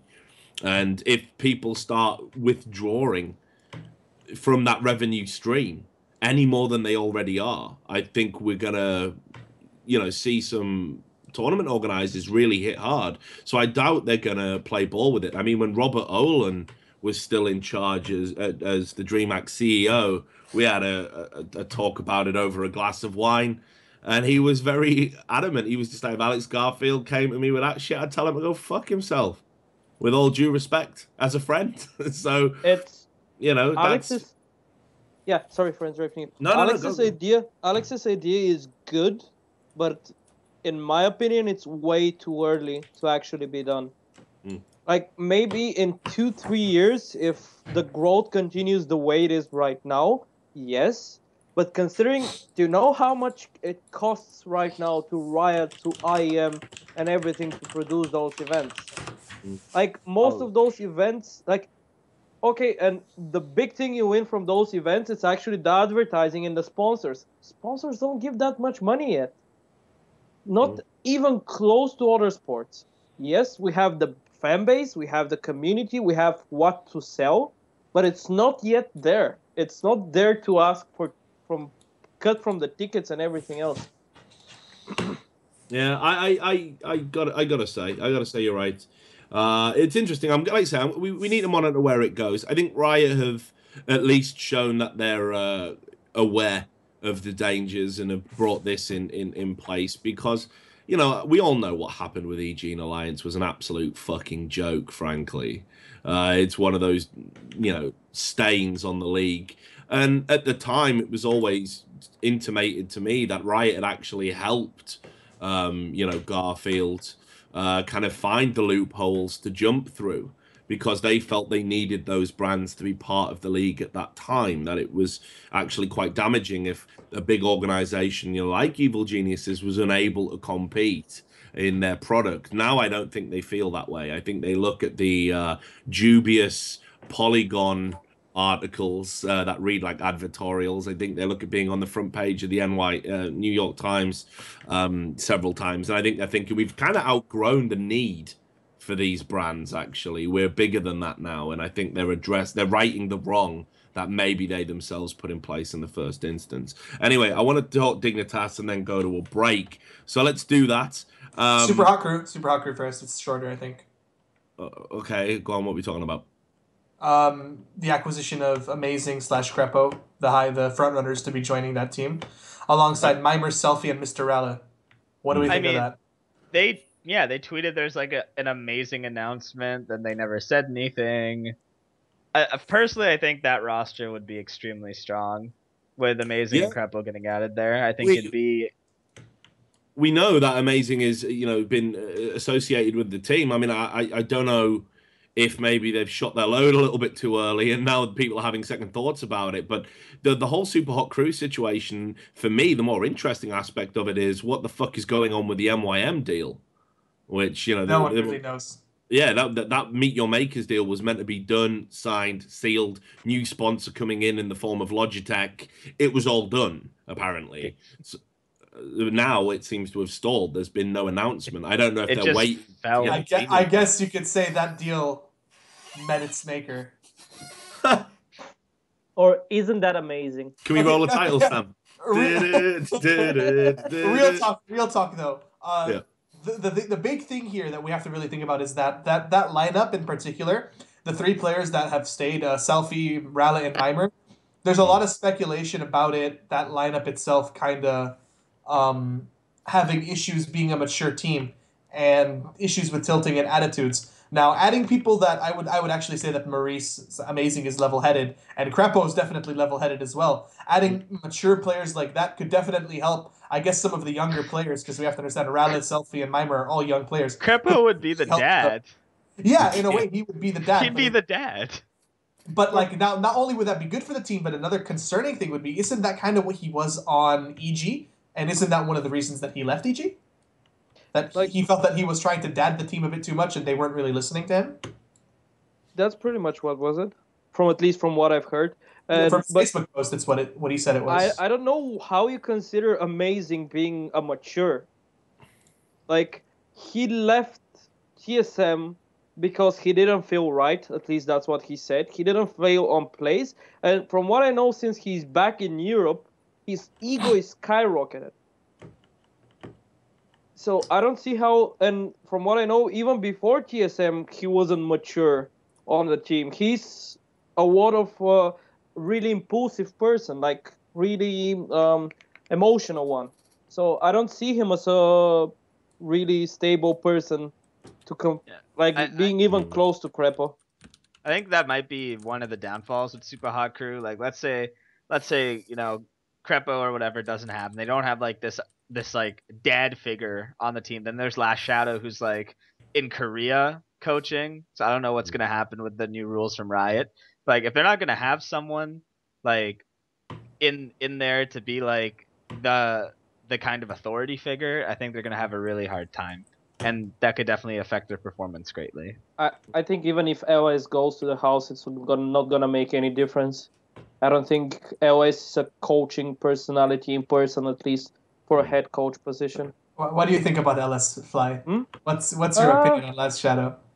Oh, I don't know him in person, to be honest. Like, I haven't even spoken to the guy. But as far as I'm told, he has good game knowledge and good ideas. But as personality, he's not a coaching personality. So, to be honest, I have no idea what to expect from him. But I personally wouldn't go with him as a coach. Too much drama and too much attention person to have on a team. Like, too risky for a brand, especially. Yeah, I want to just to rewind a little bit, just to talk about Crepo. I mean, I think again, he's there's no doubt he really turned it on towards the end of the last split. Actually, I mean, for me, he was looking a bit weak prior to that, but he really stepped it up. And when they had that unbeaten run right at the end of the Crepo split, carried that team. At the end. Totally, yeah, absolutely. The secret, by the way, to him carrying Richard, and me and Crepo talked about this at the studio. He started going to the gym, and his play literally just 180. His play 180 from like subpar to like phenomenal again. So coincidence? Well, I mean, you know me. I think it's like a lot of things. For me, although don't get me wrong, I'm sure there is some benefits to being physically fit and having a good training regimen and everything else. It's obviously mental. Like, when you start feeling confident in yourself, and when you start feeling like you're achieving and you're putting your mind to something, it's very easy for that to spill into other areas. And I say that as a physical Adonis. So no, that's obviously a joke. But no, I know that when you're feeling good, everything else clicks. And he did look really good, and obviously him and Altec look brilliant. So it's good. He definitely has something to give still as a player, but I don't know. I thought if he was going to still play, it had to be Alliance. I can't imagine, I can't imagine Super Hot Crew. Like, it just seems like such a step down for him in a lot of ways. No disrespect to any of those players, but he doesn't have any pre-existing relationships with those players that I'm aware of. So he'd have to kind of make new friends again, and it's just like, for a veteran of the scene, you can't help but feel that that's a little bit like, really, this again. So if I was him, seriously, I'd be taking the obvious path to Riot superstardom, and just go down that road. Yeah, but he still wants to play. Yeah, but I mean, still wants to play. There's wanting to play, and then there's wanting to play in a good team, and then there's wanting to play in an unknown quantity like Super Hot Crew. And to be honest, Super Hot Crew, they weren't the first choices for Super Hot Crew. Pretty much, Super Hot Crew rejected Horo to go to them, which was their second option, but he went to Millennium before they could go to him. But yeah, I mean, was the perfect choice for them, at least from their point of view. And he stepped up in the last moment, so they didn't really have much options to go to for junglers. Everyone from Korea, from what I know, is already sold out to different teams. So they didn't have good options from Korea. They didn't have good options from Europe, except Dexter, amazing. I'm not saying they're not good options, but on the compared to the other level of junglers from Korea, Dandy, Spirit, and those, they're a lot step down. And yeah, and for Mitty going to that other team being a big question mark if he gets unbanned or not. Like Mitty said it the other day, I'm not perfect yet on Twitter, from what I, at least, so even though I think he should be unbanned. No, I think both those players should be unbanned, and they're putting a lot of effort. But I think Super Hot Crew kind of got a bit shafted there by like the players that they originally wanted kind of stepping down. And like after they kind of set their goals on those people, they got to like the grocery store too late, and it's like, we're sorry, we're all out of the good shit. So how about some of this above average shit here? And it's kind of in a bit of a situation. And it pays to say that maybe these players would have rejected the team based off of, I guess, the rumors that the mood of the team is something that needs a lot of work, and a lot of the players simply said, well, fuck that, I don't really feel like putting in the effort to deal with this shit. Like, do you think that could be a major reason why someone like Mithy didn't want to go, or someone like Amin didn't feel like he wanted to put like his life on hold to deal with this stuff? The other thing is they couldn't try out those people. So, because Selfie currently is home without internet, so he hasn't even played a solo queue game since Gamescom, pretty much. So, that might be a reason why Mitty didn't go with them. Amin is... I haven't seen Amin yet on a one event. Like, no, I don't literally, think ever. yeah, he was on NIP, he was on different teams. Everyone wants him, but he always rejects going to the one. I've even heard Amin was supposed to go boot camping with the NIP team. This is true, yeah. A day after he went to the house, he said, no, I can't do that. I feel sick. And he went back home. Yeah, So, that's true. That is true. The only thing I know about Amin is that YouTube video where he like broke his chair. Yeah. So that's my contribution to your discussion. Well, the original bro. Well, everyone knows that you need to break a piece of furniture before you make it big anyway. Yeah, that is true. Jungler as well. Have you Yeah, child ram that we don't know about, right? You know. See, I told you that I was paying. I told you I was paying a lot of close attention to Amin to help him out, and I helped him take that next step.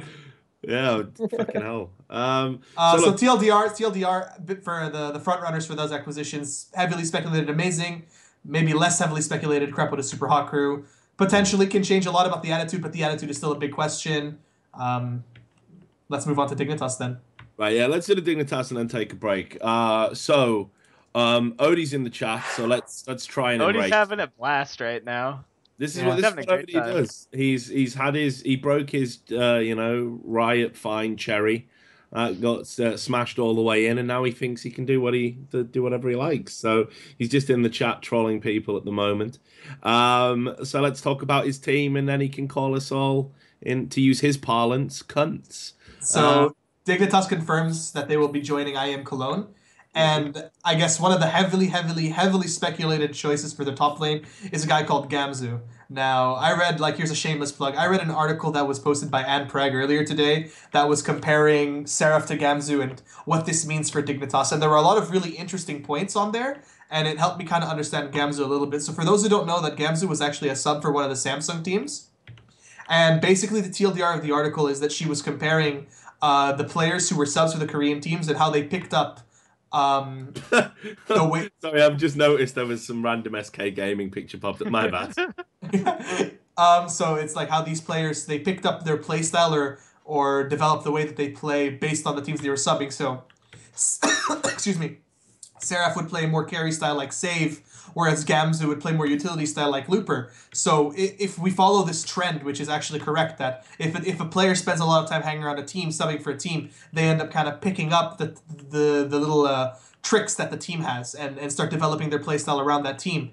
A utility top laner, let's say someone like Looper Light, like a light version of Looper like Gamsu for Dignitas, with the lineup that we know, which is Shifter, Kiwi Kid, and Kubz. What does that say for Dignitas? From an analytical aspect, could be really good. Someone like Looper, utility top with a shot caller like Kubz could mean a pretty good acquisition for Dignitas overall.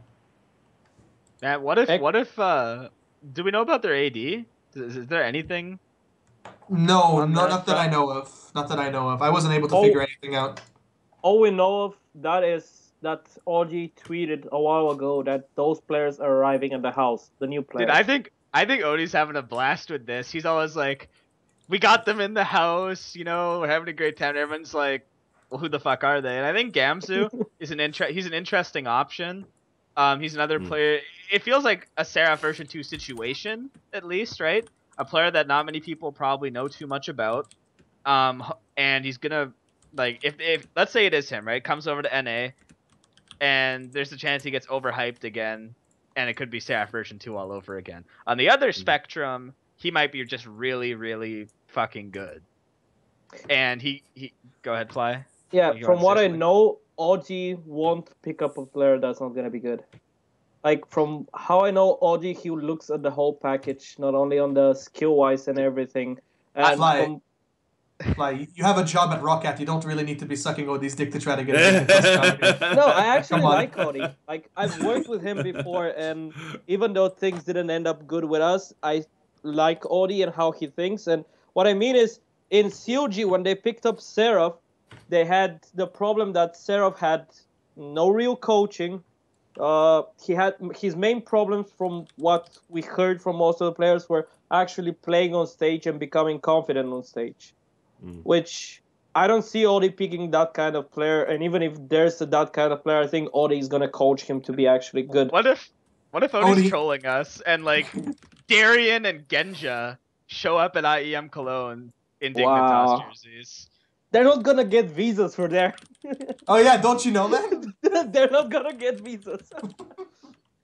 On a serious note, I'm curious to see how Diggs plays out. I think it's been done actually really well, because I'm legitimately curious as to who the fuck the players that are coming in. So hopefully when Diggs shows up at IEM with their new roster, Odie's hopefully done his job, like you're saying. They're a really strong team, because, you know, I want to see Dig be, you know, I will say, right, okay, so I've done a bit of trading with Odie. So I'm gonna get an interview with whoever these players are, and I don't reveal who the players are.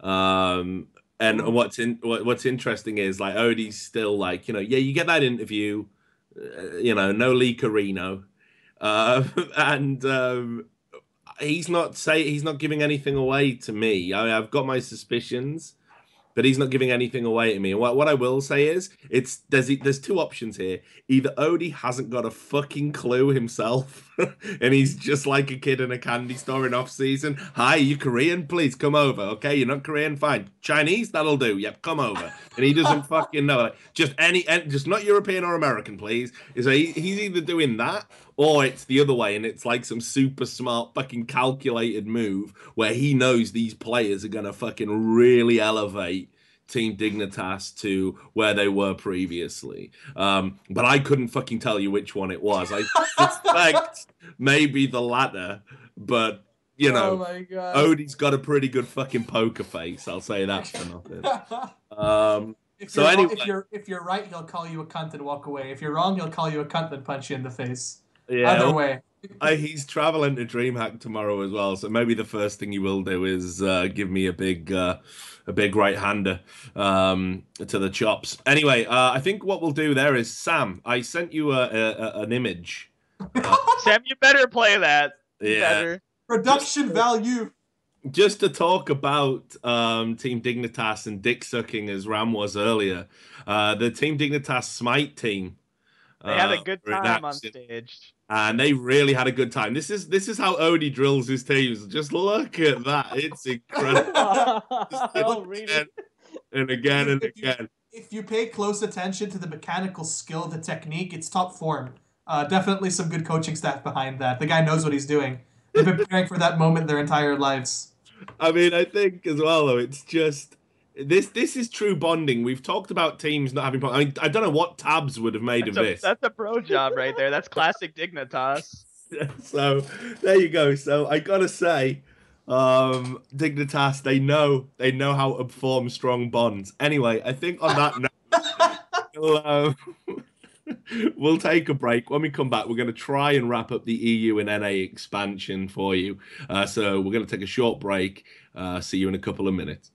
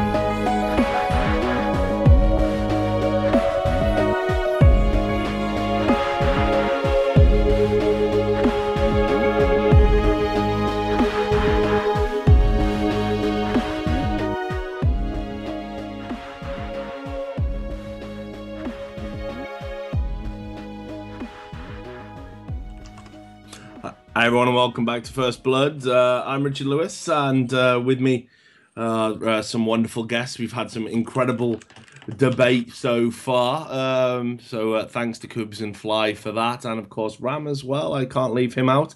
It's almost like the dude won't be missed. It's quite good. Before we continue, Broken, you haven't made a pantry joke yet. Like, what's going on? I'm sick, man. Leave me alone. Man, the memes are coming. There will be memes.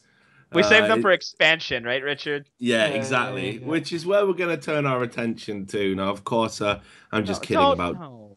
What were you going to say? I feel that my other half is gone with Nintendo not being on the show. Yeah, It's I know. like- I'm just kidding. Obviously, we do miss him very much. But he did say to me, he goes, I can't wait to watch the VOD of First Blood because he thinks his guys are going to get...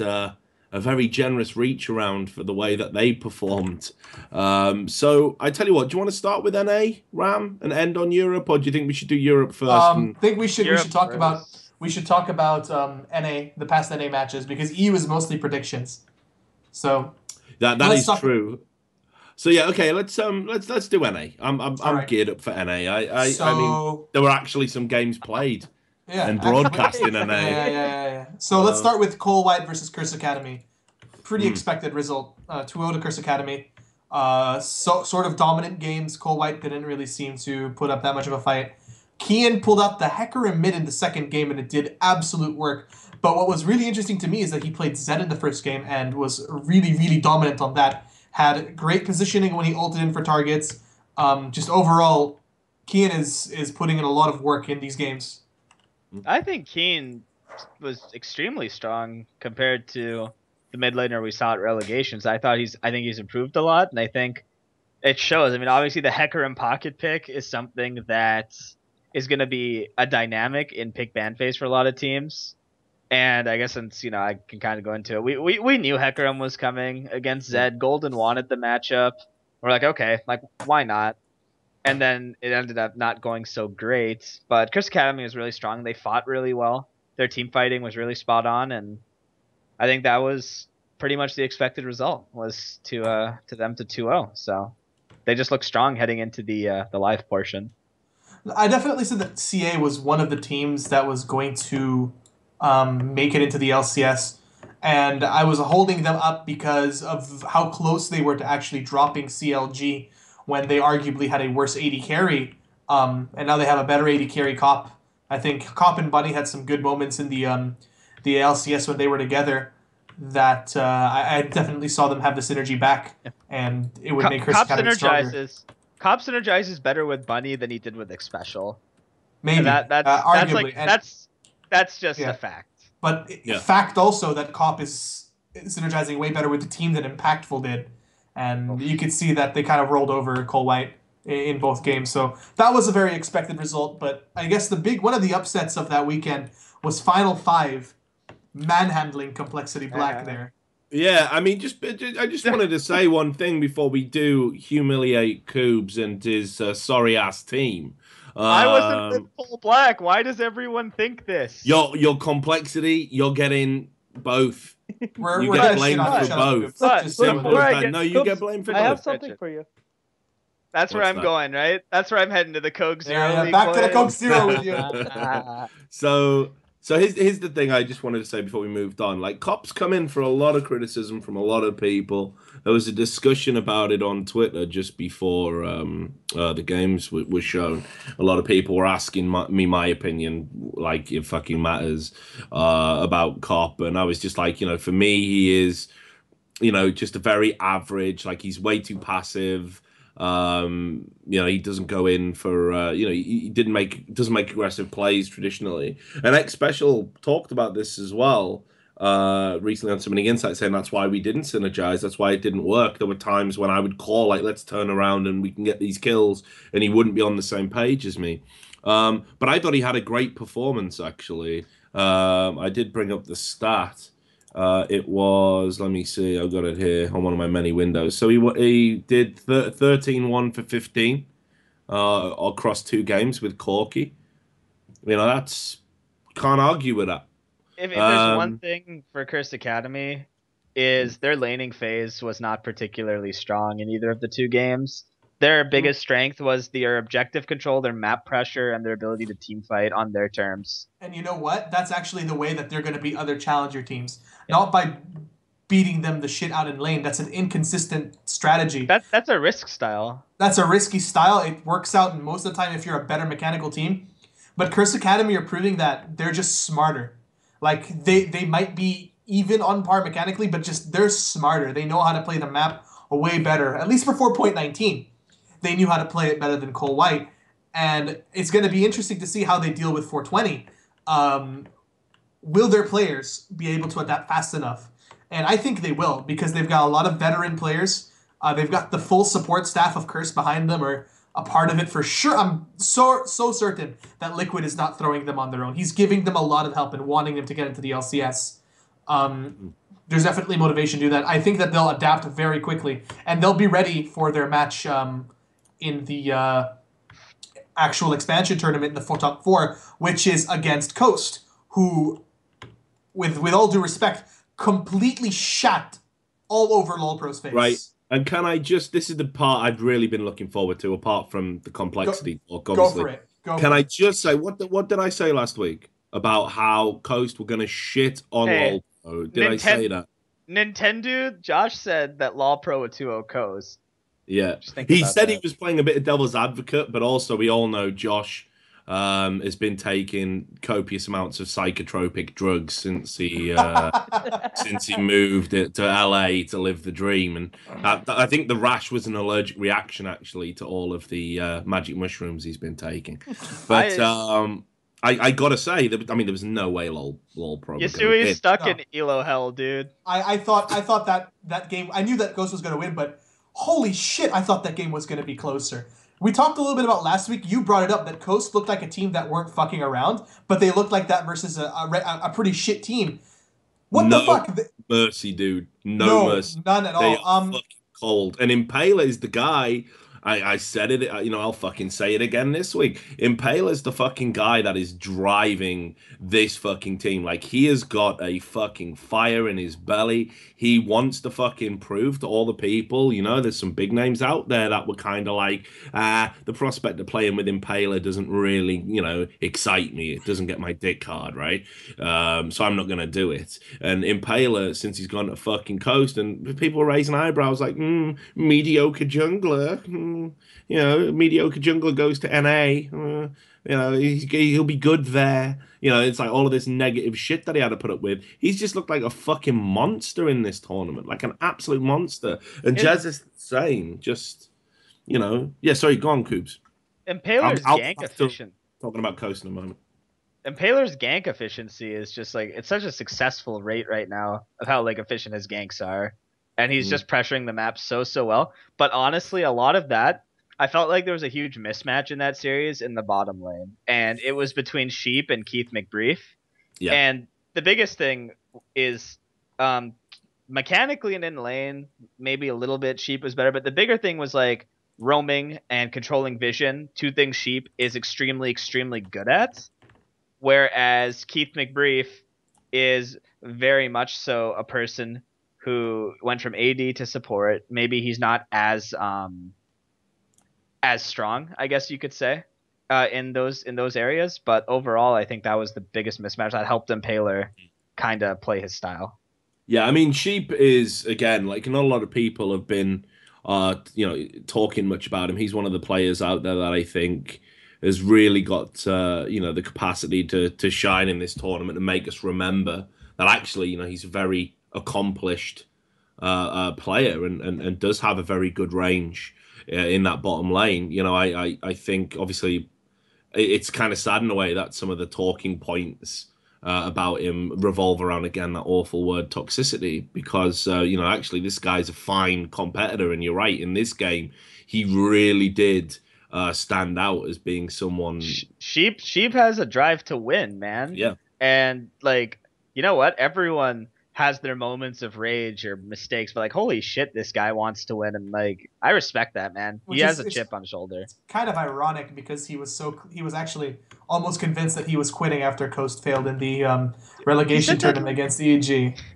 He said that like 3 times though. Yeah, you know? I mean, yeah. Like But, Sheep always is like, I'm done, but Sheep wants it so badly. And that's the key thing to it. Coast. Look at every single member on their lineup except the new support. Every single one of them have been on a top team in LCS. Yep. Except Chris, let's say. Every single one have tasted LCS, have tasted to be on the top. So they want to prove to every single person that they deserve to be there. They weren't picked by the teams just because. And they want to show everyone how good they are. I think the main drive behind that Coast lineup is exactly that. How driven they are to show people how good they are. That, and I'm sure the owners of Coast, you know, are going to be saying, do you know how much fucking money we spend on you guys? You're getting into LCS, you pieces of shit, because if you don't, you know, fuck this. Like, I've got the money to just turn your fucking lights off. Like, you know what I mean? The next signing we make is a hitman. It's LCS or you're dead. So, yeah, that's what I'd be doing if I were them. Fuck, they spent a fortune. You know? Anyone who can bring in Korean ringers just like that for one game. You know, they got money to fucking burn, right? I think what we also need to talk about is even though Coast really manhandled LoL Pro, Yusui was the only one that looked like he knew what the fuck he was doing that entire fucking series. ThinkCard looked completely fucking lost. WizFusion, it looked like he choked a little bit. Keith didn't really know what he was doing. Flares kind of got shat on by by Chris there. Chris. And Yusui was just the only one who really looked like he had any shred of like any sort of competitive, like anything. He's like the only one that looked alive. Can we put the ThinkCard thing a fucking bed now? Mate, this is no. I don't mean Ram putting it to bed. I'm just saying the whole scene. Can we just stop pretending that ThinkCard is going to be the next big jungler? Like it's we're gonna shit talk him more. Great. I thought. We are. He played fucking shit. He was appalling. Like I came into this and like obviously you know it's no secret. I don't mind saying I don't know all of the challenger players. You know I'm expecting, but I want to have a look out for you know who's good. And people were saying, oh man, this ThinkCard, like you know, LoL Pro are dark horses. ThinkCard's gonna power them. I was like, okay, cool. Notes have been made. I will pay particular attention to him during LoL Pro's exploits. Garbage. Just. I mean, like, Richard, you have to be fair. So underwhelmed. Any junglers? Sorry, Kubz. Just want to make one big point.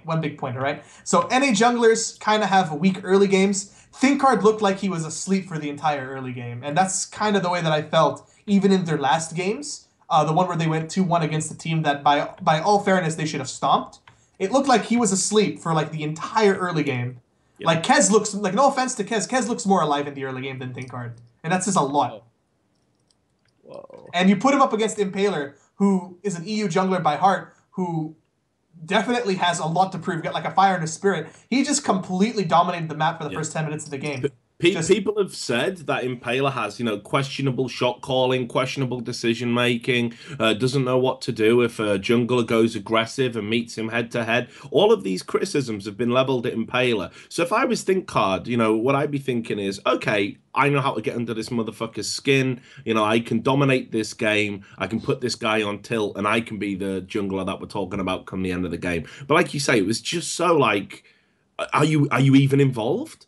Are you even involved? I mean, don't get me wrong. The whole team performed. Yeah, the whole team performed awfully. Like they got one kill in the first game, and I can't remember how many kills they got in the second, but I know they only got one in the first. Four. And all of them were on Yusui, who died once. Yeah, and you know, and ThinkCard did get an assist for that. Yeah. So you know. So across 2 games as a jungler, you've got 1 assist. I mean, not the greatest impact on a game. 20% kill participation. That's pretty good. You know how to spin things. You've been in that position before. Like, you know, no. Dying a red buff was tactical. You know, it was all part of the plan.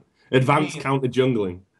I mean, even in losing games, the jungler is the catalyst for success or the one that needs to make plays. And even in losing games, the jungler generally should have a pretty high kill participation because it's him that's starting the plays. But it wasn't ThinkHard. It was Yusui who was like desperately trying to grab on to some shred of hope. Guy made some pretty impressive plays, and I'd be fucking really upset if Yusui doesn't get at least a tryout to one of the mid laner looking teams right here. I think Yusui established himself as a competitive mid laner that teams can look at. I think it's gonna just raise his stock as a player, which I think is the biggest thing that he can take away. And I feel like LoL Pro as a whole, like, they just didn't show up that day. No. The nerves clearly got to them. They didn't really show up this tournament. They weren't impressive in their previous game, really. Yeah, I think at the end of the day, the biggest positive we can take away from that is Yasui's stock has gone up as a player, and hopefully he uses that to make a mark. Oh, because he's a very talented player. I mean, he's definitely the only guy that's coming out of this debacle with any kind of credits, and dignity. But he, like I say, I don't know what's happened. Like the way everyone in NA was talking to me about ThinkHard. I'm just astounded that he hasn't had a bigger game. I don't know if it's like whether it was a case of inexperience and rabbit in the headlights, but this guy. The first game he's had pressure in, Richard. Think about it. His only other competitive games, he was like subbing in for the lulls. Yeah, so it's entirely possible that it's that, or maybe it's a little bit of the fucking head is so swollen with all of this fucking hot air that's been touted about him, and people. Blowing up his ego, that maybe he's took his eye off the ball a little bit. But certainly, I think one of the most disappointing players in terms of hype to performance ratio that I saw in this tournament. We can use this to segue in to talk of Fusion. Not Fusion. I actually want to go. You want to do back, complexity? I want to go back one step. If we're talking about players who didn't impress, ThinkHard is on the top of the list, especially with someone who has a lot of stock. Now let's talk about players who didn't have many stock that impressed. Motherfucking Shorter Ace. Yeah. This fucking kid. Yep. Like, if I wasn't a fan before, I am a huge fucking fan now. Like, oh my goodness, this guy played immensely well on his Lee Sin. Yeah. And this guy's got like fucking so many highlight videos of his Lee Sin all over the place. Why wasn't it banned? Why did they give him Lee Sin 2 games in a row? He's a super aggressive player. He goes in and he started out so many fights for Final 5 with really intricate Lee Sin ultimates. Like some really impressive stuff. I haven't seen an NA born jungler do that on Lee Sin in a very long time. That was probably just one of the more impressive. Yeah, and then there's also Gate. We know Rux is on the team, but there's also Gate, who performed really, really well in the mid lane. Kind of beat out Prawley there. I mean, he took a dump game 1. He solo killed him game 1. Yep. Game 2, Prawley did really well on Orianna, but game 1 specific, Gate was on Zed, and he did so much. There was a 2v2 that happened, which got Gate a kill, right? Him and Prawley both got kills, and then he just 1v1'd them at level 6. I think Prawley was playing Ahri that game. And I think Gate just getting that ahead on Zed allowed him to kind of do his thing, and they kind of just closed that game out. Like when I watched that series, and again, let me be clear, I never worked with that team. I had no part in that. I was strictly with Cole White. You're right. You Richard, have no. If you, Richard, dude, I have people telling me to kill myself. No. Listen, yeah, but that's dude. Welcome on my fucking world. All right, like, come on, right? Seriously, I get heckled on the street to fucking kill myself now. Like, it's great. I'm fine with it. It's fine. It'll happen one day. I'll do it on Twitch. It'll be hilarious. We'll all have a good time. But until that day, you have to understand that all things complexity, when it goes bad, I'm going to laugh at you about them. That's just how it is. That's just how it has to be, bro. Well, I mean, I guess I'll be that guy. Yeah, there we go. So just you can do a tabs after the show and be the professional fucking victim. But for now, like, this game, complexity got absolutely fucked, dude. I mean, what happened, man? I was thinking... I thought it was going to be a 2-1 game, but holy shit. Okay, so I need to rant for a second. Okay, you rant. I think they really disrespected Final 5. They let Prototype back on his Vayne. They let Shorter Ace on his Lee Sin. They let Gate on Zed. Like, what the fuck was banned that they let these guys get their comfort picks? All right, so Like let's and not even that, not even that. I think the big thing is that the person that people were looking at to perform lost lane against a Vayne as Corki. Robert lost lane to Vayne against a Corki. Bubba, no. Robert was actually doing fine. Robert was no, 5-1. in lane, he was down on CS as a Corki against a Vayne with no Yeah, jungle that presence. was pretty embarrassing. I don't know. So let's talk about those games. So the first game. Now, everyone's gonna point to like xMithy. I guess xMithy's been poached by CLG or something, right? They bring in this new jungler, Cloud Nguyen, and the first excuse will be, they had a new jungler. And I think there's validity to this statement. You could see the way they played. There was definite miscommunications among the team, and that definitely had a huge part in the reasons these games went the way they did. On the other hand, the pick ban phase was really questionable to me. And like you said, like shorter ace, like Lee Sin, if I've never played that team, I still I just ban it. Like you have to give some respect to the guy. And then I've never even when we scrimmed in LCS, I never particularly found Prolly's Ahri to be strong. And I mean, he went 1-9 in that game, and he got solo killed. So I disagree. I played with Prolly. His Ahri was good. I liked his Fizz more than his Ahri, and his Fizz was really good. I don't think it has anything to do with Prolly's mechanical skill. I think that demotivation was a huge aspect for him. I think he just kind of had a bit of a really bad moment because I was always the one pushing to play Prolly's Ahri in LCS. It was really good. We won so many games with it in scrims and we never pulled it out. I don't really remember that far back. So, I'm just talking like, I'm not gonna lie, he did play really bad in that series. That's such a given. But I don't think it has to do with him necessarily being bad. Just it might have been a motivation issue, like you said, the new jungler. A lot of external factors. Just like they looked asleep. Like Cole Black looked asleep. Like they disrespected picks and bans, and that's what I mean. Kenny did fine in the top lane. I felt like he did his job, which we expected. How did Corki? Well, okay, so here's the thing. When we played Corki in LCS, we went 0-7. So we just stopped playing that champion, right? Like I was talking to Rivington one day, and he's like, so I was looking at these stats. You've never won with Corki. I was like, holy shit, Robert, we're not playing Corki. And then he picks it, and I'm just thinking, they're probably going to lose this game. And funny enough, Robert was 5-1, 6-1. Like, the lane didn't go as dominantly as it should have, but he was still really strong. But it didn't matter in the end because he would just die.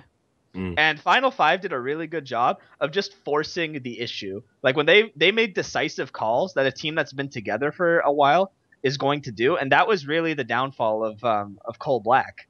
Is the decisive calls of Final 5 allowed them, and it still took them forever to close these games. Like you could tell this was the second game was a lot cleaner, but that second game they kind of walked into when the Orianna game was what took them a long time. They kept just walking into Orianna ults and getting 5-man. Orianna is godly, dude. I would if Prolly could just play Ori every game, I think he would probably have a 95% win rate on that champion. In the first game, the Zed was huge. Second game, I mean, they give him Lee Sin again. Probably keeps the team kind of alive with that Orianna, but at the end of the day, it just wasn't enough. And unfortunately, after going 0-3 in lane, though, that's the big thing. That Prolly fell really far behind, and then TF kind of just went over the map. But Final 5 did take Prolly made time. a bunch of mistakes in that series, though. And the only point I really wanted to bring to this table was I don't know if he was distracted or there had to have been extra factors. It's not he does not normally play because he's not a bad player, but the one thing I won't ever do, and I hate it when people do it, is but we know he can be good, or he used to be good, because ultimately give a fuck, right? It's what you do in the here and now that matters. That's what being a competitor is. That's the harsh reality, though. You know what? You have one bad day, and that takes away all the great things that he's done over the last 6-7 months. Absolutely. But he had a bad day on the one day he couldn't afford to have a bad day. Exactly. And it's tough because we look at those games. Final 5 is going to the LAN. Honestly, they're a wild card. I honestly had no expectation of them getting this far. And for them to be the underdog, it's a great story. And they have this roster of players who they have a huge chip on their shoulder and something to prove. I think it's a really great story for them. And they really proved the point. That despite what happened, with the roster change, maybe not practicing enough or whatever, they still showed up and beat 3/5 of an LCS team. If Yeah. you just want to look at the facts, and that's a really big step for a team that a lot of people, myself included, wrote off. Well, I gotta say, Josh was a big proponent of Final Five. He was saying coming into this tournament, they're the dark horses for him. He put me onto them when we were talking about what we were going to discuss in shows once the expansion tournament started. And I was like, oh, I'm thinking LOL Pro could be dark horse. He was like, nah, it's Final Five, dude, all the way. Like he seemed to be very.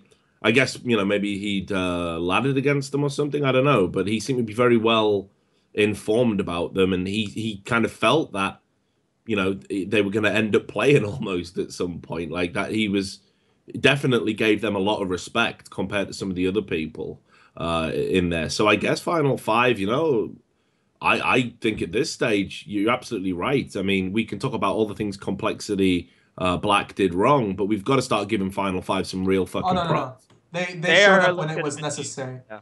And so they get to play Fusion. And a little bit about Fusion is that was probably one of the most entertaining games I've ever seen. So to start off the Fusion series, it seems that they swapped out Macnoon for Leroy Jenkins. And it was just constantly going in. Fucking unrelentless aggression from that Poppy pick, who got bullied super hard in lane and just fucking... I don't know, like it's just I was so certain that wasn't Mac. That was like fucking someone on LSD just having a really bad trip or something. Flyy, you can what do you think? Flyy? Yeah, I watched actually that's game I actually watched. Like they put so much effort in killing Macnoon the whole time, while they gave free everything on the map because of that. Like every single other lane was ahead. They gave them map control. They gave them everything simply to get 2 or 3 kills over Macnoon, which we saw didn't even ended up good at the end. Yeah, well, I mean, that was partly down to Josh, though, because it's like you say, they just seemed like what we're going to do is to shut down the team. We focus on Macnoon. I don't know where they got that idea from, why that would work. And Macnoon, you're not going to make this guy go on tilt. He straight doesn't give a fuck about anything. He was probably screaming freedom every time he got killed. Like, he just doesn't... America! Yeah, America! He just doesn't care, dude. He doesn't care. So it was a bad choice in that sense of all the lanes to focus. But what I loved was the way Josh... Nintendo for those that don't know, I don't know how you wouldn't know him if you're watching this show, but whatever. He was just like, fine, take top. You concentrate on that shit. I'm going to go around, secure objectives for my team. I'm going to help bot lane fucking snowball. I'm just going to say we're going to shit on you. His Jarvan in game 1 was really good. That is how you play well. Jarvan. That is how you play Jarvan, boys. That was he just played great. out of his mind. Like, dude, I think Josh, wow. In game 2, I definitely saw a shift, but that game 1 was probably one of the best performances we've seen from Nintendo in a super long time. Everyone is gonna say because of the kills, Poppy and blah blah blah, Macnoon played out of his mind. I think Josh carried the shit out of that team. Yep. Like he was everywhere on the map. Counter ganks, map control, objective control, everything. He put a 180 on himself, man. Like he played so. When was the last time you heard anyone say, "Oh, Nintendo played really well"? I was watching this, and I was like, "Holy fuck, Nintendo's playing amazing." I'm not joking, Richard. Think about it. I know. Dude, man, I've listened to Thorin, Duncan's opinions about Nintendo. Like, seriously. I've heard some of the worst things said about him. But that's Thorin. Thorin does his thing. Go ahead, Flyy, if you want. Yeah, the interesting thing is, I won't hide that. We were actually looking into Macnoon as option for replacement for us, one of the options. And what everyone said for him is he's a really good player. He's really communicative, but he goes in all the time. He realized that he thinks, as on the old Najin, he's the only really, really good player on the team, and just goes in and tries to make the crazy plays and carry the whole team by himself. And we saw it in those games too. Like, he didn't give a crap. Like, did you see the first time on the Drake fight when he actually went in the middle of 5 people and his team decided not to foul? Yeah. Like, America. To be fair, I'm in, guys. I'm in. I can't get out. Macnoon he could probably just get away with this shit until he makes it into the LCS in Challenger. To be perfectly honest, he can do this retarded shit. No one will punish him. They don't know how to punish him. Well, But the second it gets to like either the live event now, right, where it's a little, the teams are much more closer together, or into the LCS, he's literally going to be able to do these crazy YOLO plays, and it's so fun to watch, man. Yeah. He's just like, he literally just like flips a switch. I just want to give an aside point as well. And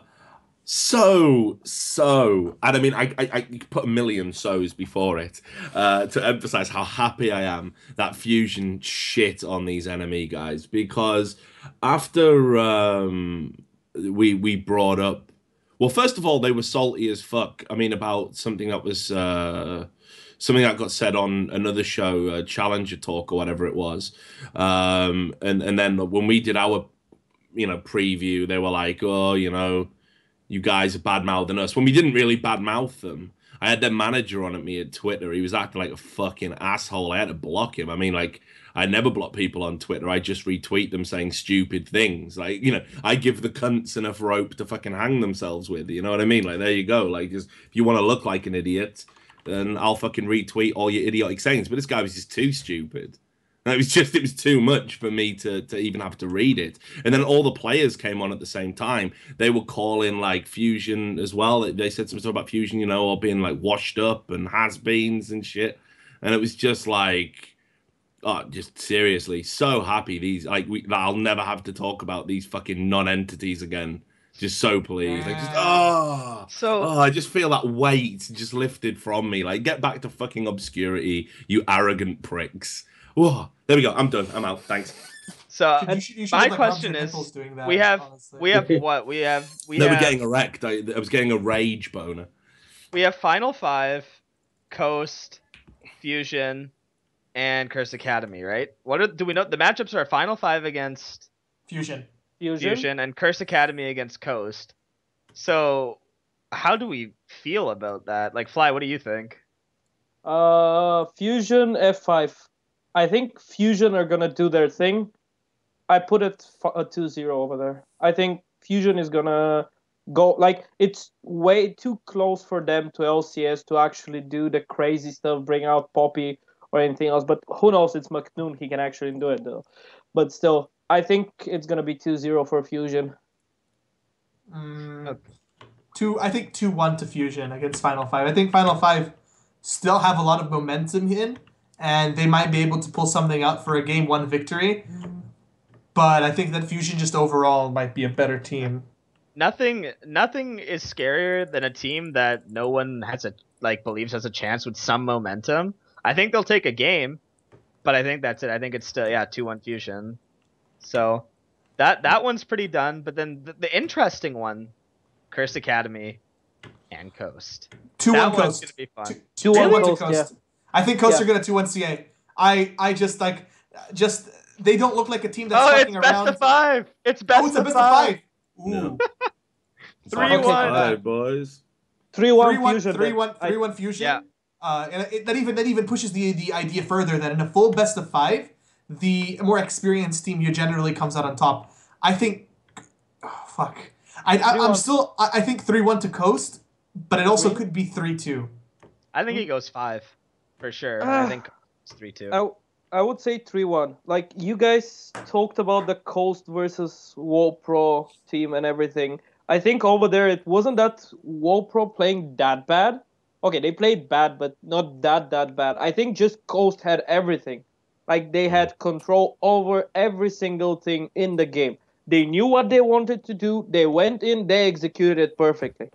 Like, you don't win. Like, it's like saying Najin was bad versus Alliance. Okay, now that's a good point, but Curse Academy and LoLPro are really night and moon. LoLPro aren't exactly a team that strategically outplays other teams. They kind of muscle their way in through strong laning. Curse Academy is the opposite, where instead of the strong laning, they have smart team play. And that's kind of the way that Coast works. So Coast, they did take the game by storm, but I don't think that CA are going to let them do it so easily. You're right. I never said it's going to be easily. I think that CA are going to put up a much bigger fight, and it's not going to be the same type of game. There's a wild card in this series, man. how is that mid matchup gonna go? Like, is Keen gonna versus walk all? Jezz. Is Keen gonna walk all over Jez's like many people are gonna predict, or is Jez's gonna do what he has done for the most part and just raise his level? Maybe not at Worlds, not at Worlds. This is what I'm. This is why. I think Coast are gonna edge it, and it's about flags, right? Like when you wave a red flag at a bull, they'll fucking come at it, and that there's big reputations in key areas that fucking Coast are going to want to take down. Like, Impaler's going to fucking love the prospect of shitting all over St. Vicious in a fucking broadcast game and making him fucking cry. Like, he's going to love it, man. Like, seriously, he's going to be, that's what he's going to be thinking about that now, like, just in bed, like, yeah, can't wait for that. Can't wait to see St. Vicious fucking cry about it after the game. Like, that's the mindset of a competitor. He's going to be so up for doing that he's going to be, he's got a clear target in sight. It's the same with Jesus in this mid lane matchup. Everybody, and I mean everybody coming into this game is going to be calling Jesus a fucking, he washed out at Worlds. He's fucking useless. He's had to move regions. Step up, man. Yeah, but believe it, I'm telling you. And as much as I said, and I've said it many times on this show, Keen is a fucking amazing player. He deserves to be an LCS. I'm a big fan. I love his fucking mid Hecarim. I love the way he plays. Seriously, nothing but respect for the dude. But Jesus is gonna step up, and Jesus is gonna fucking dump all over this guy in lane. I can just see it happening now, and that isn't EU brotherly love, because holy shit, I've said nothing but bad things about Jesus, but this Jesus at Coast right now is a different fucking player, and I think if Curse Academy relax, they're gonna get a fucking rude awakening. So I just think Jesus and Impaler have got clear targets in their sights, and they'll step up and meet that challenge. Got the saint in my sights. We saw it in Europe. Like, everyone is saying Jesus is shit and everything because of Worlds. Yeah, at Worlds, no one from SK had actual motivation to do anything after that. That was after Spence Scarin, right? They got super depressed or whatever. Yeah. So I don't see why Jesus is. Everyone says that Jesus is so bad. The kid shot on Froggen in the Europeans playoffs. He made him look funny in one of the games with Ahri. He carried the whole SK on his back without Ahri.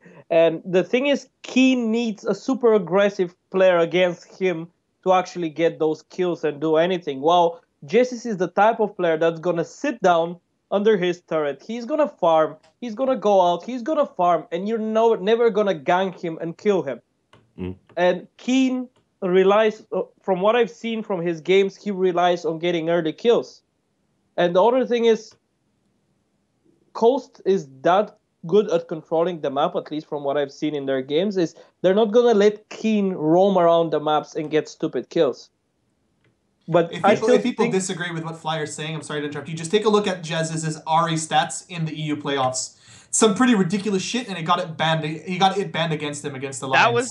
That game was what made me a believer in Jez's when he beat Froggen with it. I'm sorry to interrupt, but just if people are really interested, look up the stats. They're ridiculous stats. Yeah, keep going. Froggen said it himself. I'm not saying Jesus is better than Froggen, because he's not, but he's not that bad.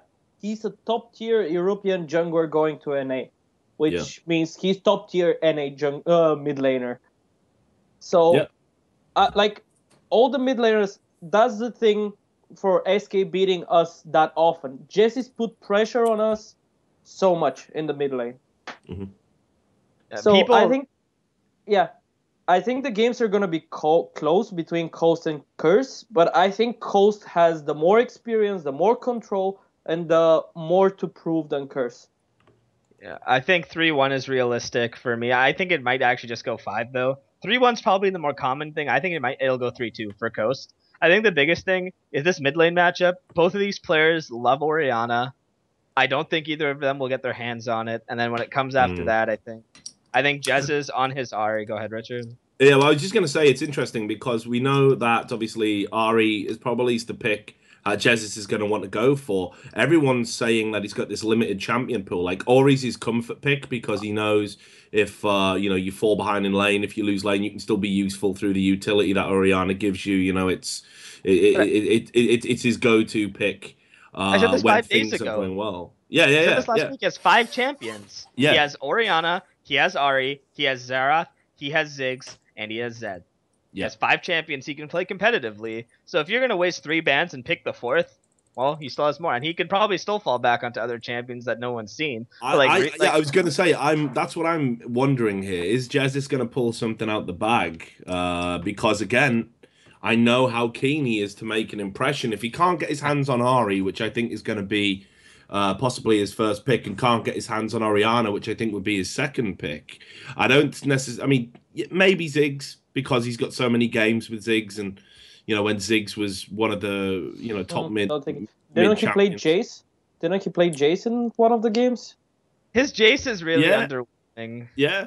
Yeah, I mean, but I don't think it didn't look like a very solid. It wasn't a Korean Jace by any means. But I think he could pull something out of the bag that maybe we've not seen before to make a statement. So if we look across the board, if we just look at individual matchups, I think Haunter's better than Chris. Individually, I think the combo of Jez's Impaler is better than Saint Kian, both individually and as a unit. And I would just put a tie on the bot lane, because they're kind of both the bot lanes that aren't going to make big plays in lane.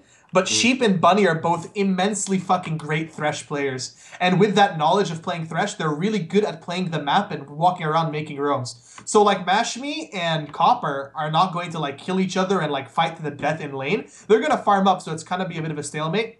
It'll really be up to Bunny to see if he can do something to help the Saint Keen combo, but I think like overall that's the way the matchups work. That top there's an advantage to CA, but the jungle duo is better in Coast's favor. The last thing I have to say, man, one thing about Coast is if their bot lane doesn't get like 6 or 7 kills like in lane, they're not as strong as like Cop and Bunny will be if the lane goes even. Cop's better at playing from being even. Mashme's really, really, really good when he's ahead. But when Mashme's even, I've seen him Valk into 4 people and die. I've seen this happen. So it's like if that bot lane doesn't snowball for Coast, I will be concerned for them. At the same time, I think they will be able to like carry from the other roles. If bot lane only goes even, it's just going to be dependent on basically how the map gets played, how the support impact, which is something we cannot stress enough, is how Bunny and Sheep are going to roam and control vision. So I think that's really all I have, and I think 3-2 for Coast. Rocket, since you said Hound is better than Chris, look at Chris in those matches. I don't know what makes me think that, but Chris has really impressed me. Like, I think Chris is really, really underrated player. He could be underrated. I really I'm not saying that Chris is bad, and he did play well. I just feel that I would rate Haunter much higher than Chris in just a lot of different ways. Just the way that he plays around Chris Academy, he seems to fit that team better than Chris fits Coast. Even though Chris does play really well. So look, let's move on to EU. I think that's all the NA talk for now. And again, thanks for all your insight, Tommy. I want you to fucking lead this conversation because you're the expert here. So yeah, bad news. I'll give it a try, even though I haven't really watched the games. Like.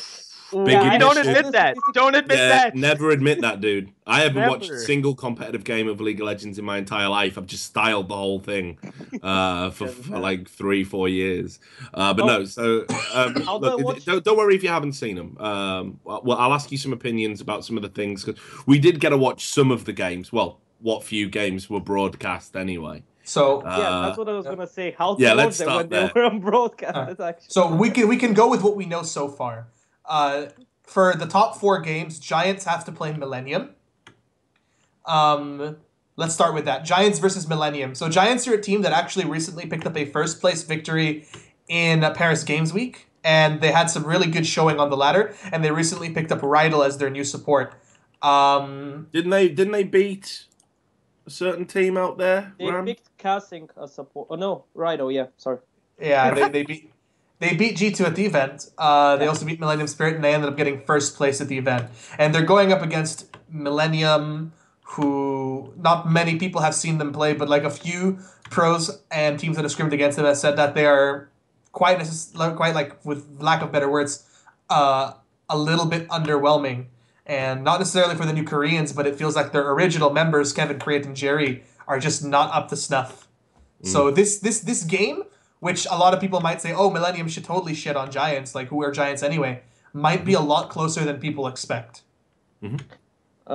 So from looking from the Giants games and talking a little bit to their manager coach, they continue pretty much their old mentality, what they had in the LCS. They're gonna go for all-in messy game. They're gonna just go fight. Right. That's the way that Pepinero plays. Like, this guy does like level 3 TF roams. He'll walk with Frederick to the bot lane as a TF at level 3 and gank the bot lane. And like, this guy is fucking insane. He's a nice guy in real life, but I can see the crazy in his eyes. That guy is a huge playmaker, and they're gonna win games off the back of Pepinero and Frederick making some huge plays together.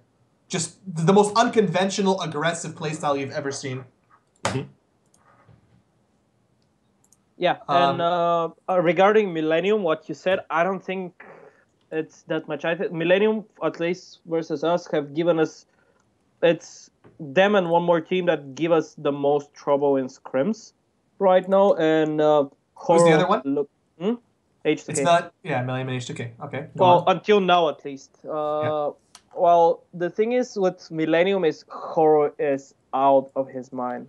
He's really good. Yeah. Like, we saw some games of them in the Black Monster Cup, but I think it's just them not giving that much care about the cup and just preparing for the LCS. But Rui is not the best, but he does quite good, and he's stable, he's consistent. I think Millennium is a heavy favorite of qualifying actually for the LCS in the end. In this matchup, I think they're gonna control Giants and not give them that much of the brawling fighting thing. And about Kraton, Jerry, they're playing better than they were playing in the LCS. I can't say they're bad players or anything else. I sincerely hope that Jerry is playing better, because from what we've seen before, he's kind of been tending to die level 2 to just the most random ganks ever. It was not very fun. He plays a mean blitzcrank, so I always love Jerry for that, dude. Okay. Yeah, Broken. Go for it. If that match was on 1, I would say it's 2-0 for Millennium. But since it's on 1, it's so messy and anything can happen, I would put it 2-1 for Millennium. I actually think 2-1 for Millennium as well. But you have to be careful for Giants, because if you even give them a small crack to expose, they will expose it. And they will push it hard. Millennium wants it way too much to give them a crack. I think they're taking it super serious. Their preparation is good. They have staff behind them. They're all in Marseille, in France, in the Millennium Gaming House. I think Millennium... I would even say 2-0, but just the wild effect coming from Giants might play a trick. All that fighting, brawling thing. For me, the Millennium Giants game, it's like I see Millennium very similar to Team Coast in NA, in that they've invested way beyond what you should realistically need to do to win this expansion tournament. You know, they brought in Korean talent. You know, like you say, they're up to the hilt with the gaming house. They're really going for it, and they're confident. I mean, I think I read in an interview they said, as far as they're concerned, they put a team together that's going to challenge for European LCS. I mean, it was like they weren't even necessarily thinking like we're going to lose the expansion tournament. They very much believe in their destiny. And I think they'll 2-0 Giants. I think they'll make a big statement. And that's no disrespect to Giants, who, as Ram rightfully has pointed out, have been very, very good and have already got a recent tournament win under their belt coming into this expansion tournament. But Millennium are just going to be too good. And it's going to be 2-0. It's just... I can't see any other way. The next thing that I want to talk about is on the other side of the bracket, and it was a huge upset. Different dimension, a fairly unknown Greek team, 2-0 stomps the number 1 seeded EU team on the ladder, Sparta. What happened there? So, dude? I don't know, man. I don't know. Did you actually watch the match? Yeah, I watched both of them. Their AD carry is a highly rated challenger mid laner, a dominant. And he was playing AD, and what the ass just happened? Like, Sparta got wrecked, absolutely wrecked by this, with all due respect, random team. just like out And of nowhere. everyone was like, this will be a quick series. You know, let's start. And then it was like, wait a minute, like what? That was, I don't know. Was that on EUNE team? The That was green an team. EUNE team. Yeah. So like, how many times can EUNE say they beat the top EU West team?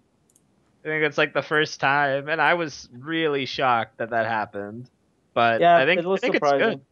I think it's good that EUNE at least can put up a fight now. You know? Yeah. So I think Yeah. Sparta had a mix of disrespect for them or some tilt. But the next matchup that we need to talk about is Reason Gaming, who beat SK Prime.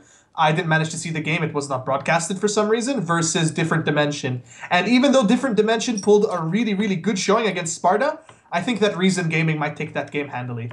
Did you see the stats from the first game? I mean, again, I can only go on, you know, when I was researching the topics, I can only go on the stats because I haven't been able to see this game because, as you rightfully say, it's not been broadcast. But the first game, Reason Gaming were absolutely shafted, to use the technical term.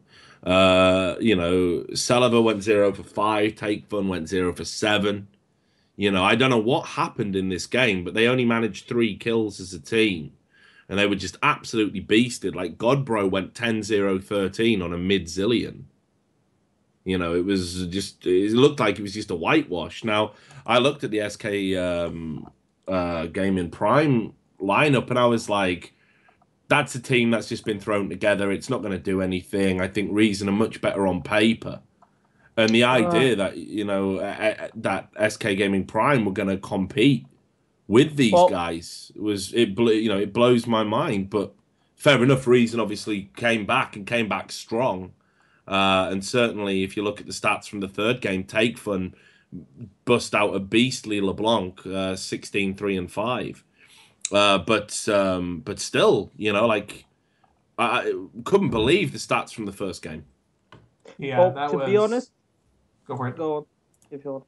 No, you go. I talk too much. So, to be honest, if you've watched lately the challenger scene in Europe, SK Prime showed a couple of times they can take single games out of teams. They beat it G2, they beat it a couple of other good teams just in a best of one environment. But after that, they lose the next games, pretty much. They did it in the Black Monster Cup, they did it in a couple of other places. To be honest, SK Prime is only playing in that tournament because CW decided to pick up back their old lineup.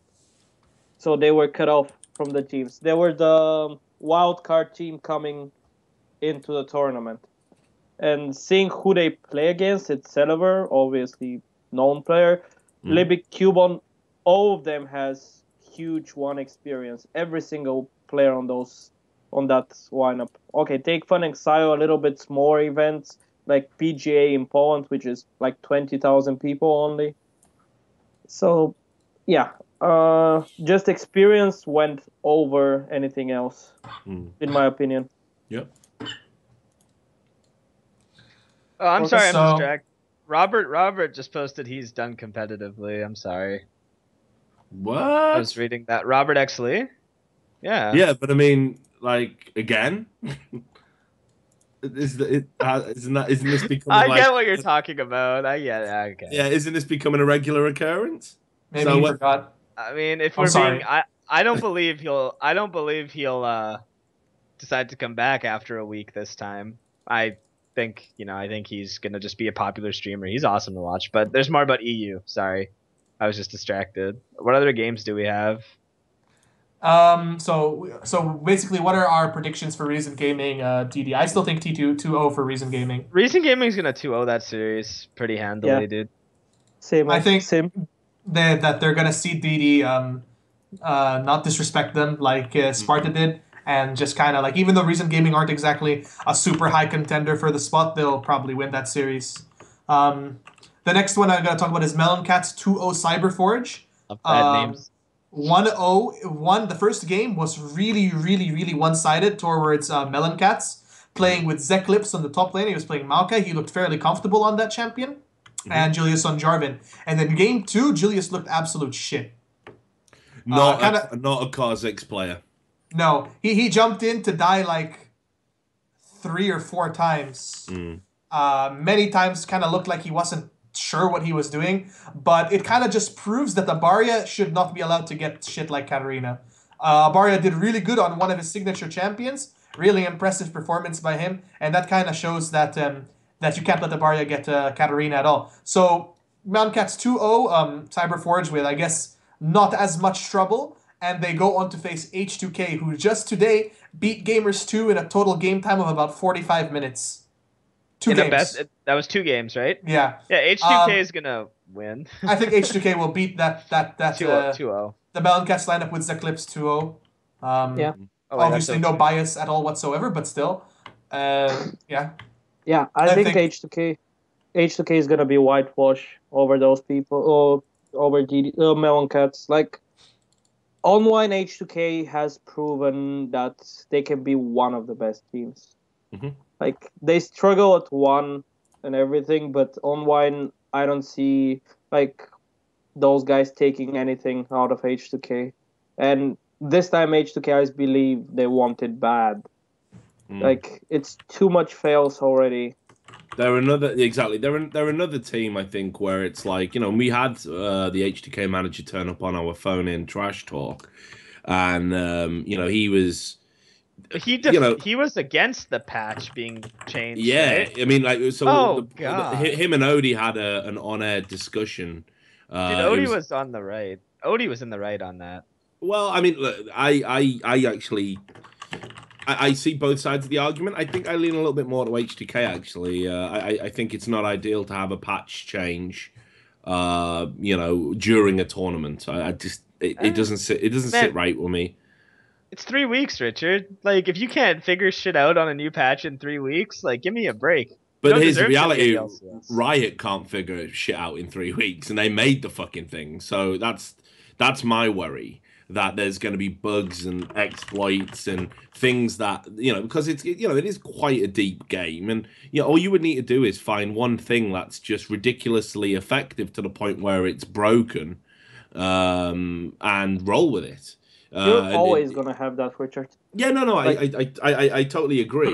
And what I'm saying is, you know, I'm a big believer in adapt or die. Like, absolutely. Wait, didn't Roccat get in on a huge patch? Yeah. When they were KMT? Yeah. Yeah. The kale, boys, the kale. Yeah. Every single qualification for LCS, except this one that they just had in LA, has been on a different new patch. Every single spring has been on a huge patch change. Yeah. I mean, and that's fine. But again, I don't think it's ideal. It's not ideal. That's my take on it. But and right now, Warwick is the most broken fucking shit. Weedwick is a god. Oh, yeah, fuck that, dude. No, fuck Warwick. Lee Sin is still tier 1.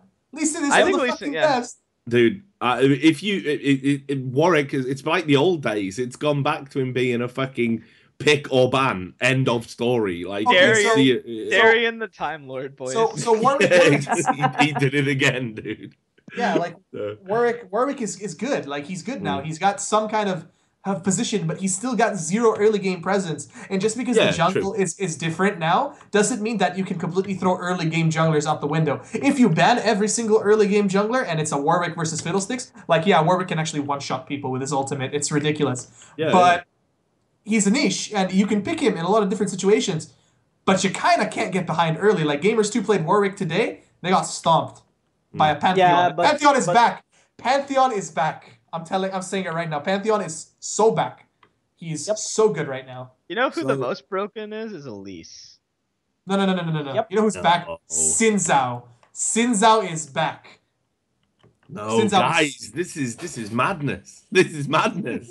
We're talking about the jungle. You can't compare those guys to a fucking, you know, the state of Warwick right now with the fucking smite on a champion and ultimate combo. You're just dead. You fucked. You can't even, you know, there's nothing you can do.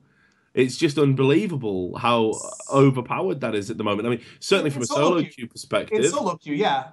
But like, say you have a support that knows what he's doing and knows when Warwick is going to gank. And if you have early game control, you're going to have control of that Scuttle Crab, so you know when Warwick is coming in. If you have a Janna who just so happens to roam around mid around the time that the mid laner's playing aggressive, Warwick flash ults, oop, NATO. All right, goodbye, engage. There's ways to play against it. He's not that broken. we're gonna. I mean, I definitely think we'll actually see him be in the mix for play around this tournament. I mean, you already said that Gamers 2 used him. I think we'll see him picked up. I think Zach will get picked up a bit as well. Zach. Yeah, I think Zach's back. I was kind of loath to say that, but I think that's a reality as well. But Pantheon, he's still got the late game problems. He drops off towards the end. So I don't know. I kind of feel like it's going to be interesting. But anyway, getting back to the fucking point. So HUK 2-0 to Melloncats. That was, I guess, the overall prediction. The point I was trying to make, Ram, was that when he called in it was how he went off on this fucking tangent. When he called in, he sounded a little bit apprehensive, like not afraid. Odie used that word. I won't. But he sounded apprehensive at his team's prospects. And I think they're under a lot of fucking pressure, H2K, to perform. They were expected to beat the Copenhagen Wolves, right? That was supposed to be like the free entry for them. Yeah. And then they choked. So I was at the studio. They choked ridiculously hard. The only thing that separated that from like a DTG versus EG was someone dying a red buff. It was basically the same thing. Kind of walk in with the free win mindset and walk away thinking, shit, we got wrecked.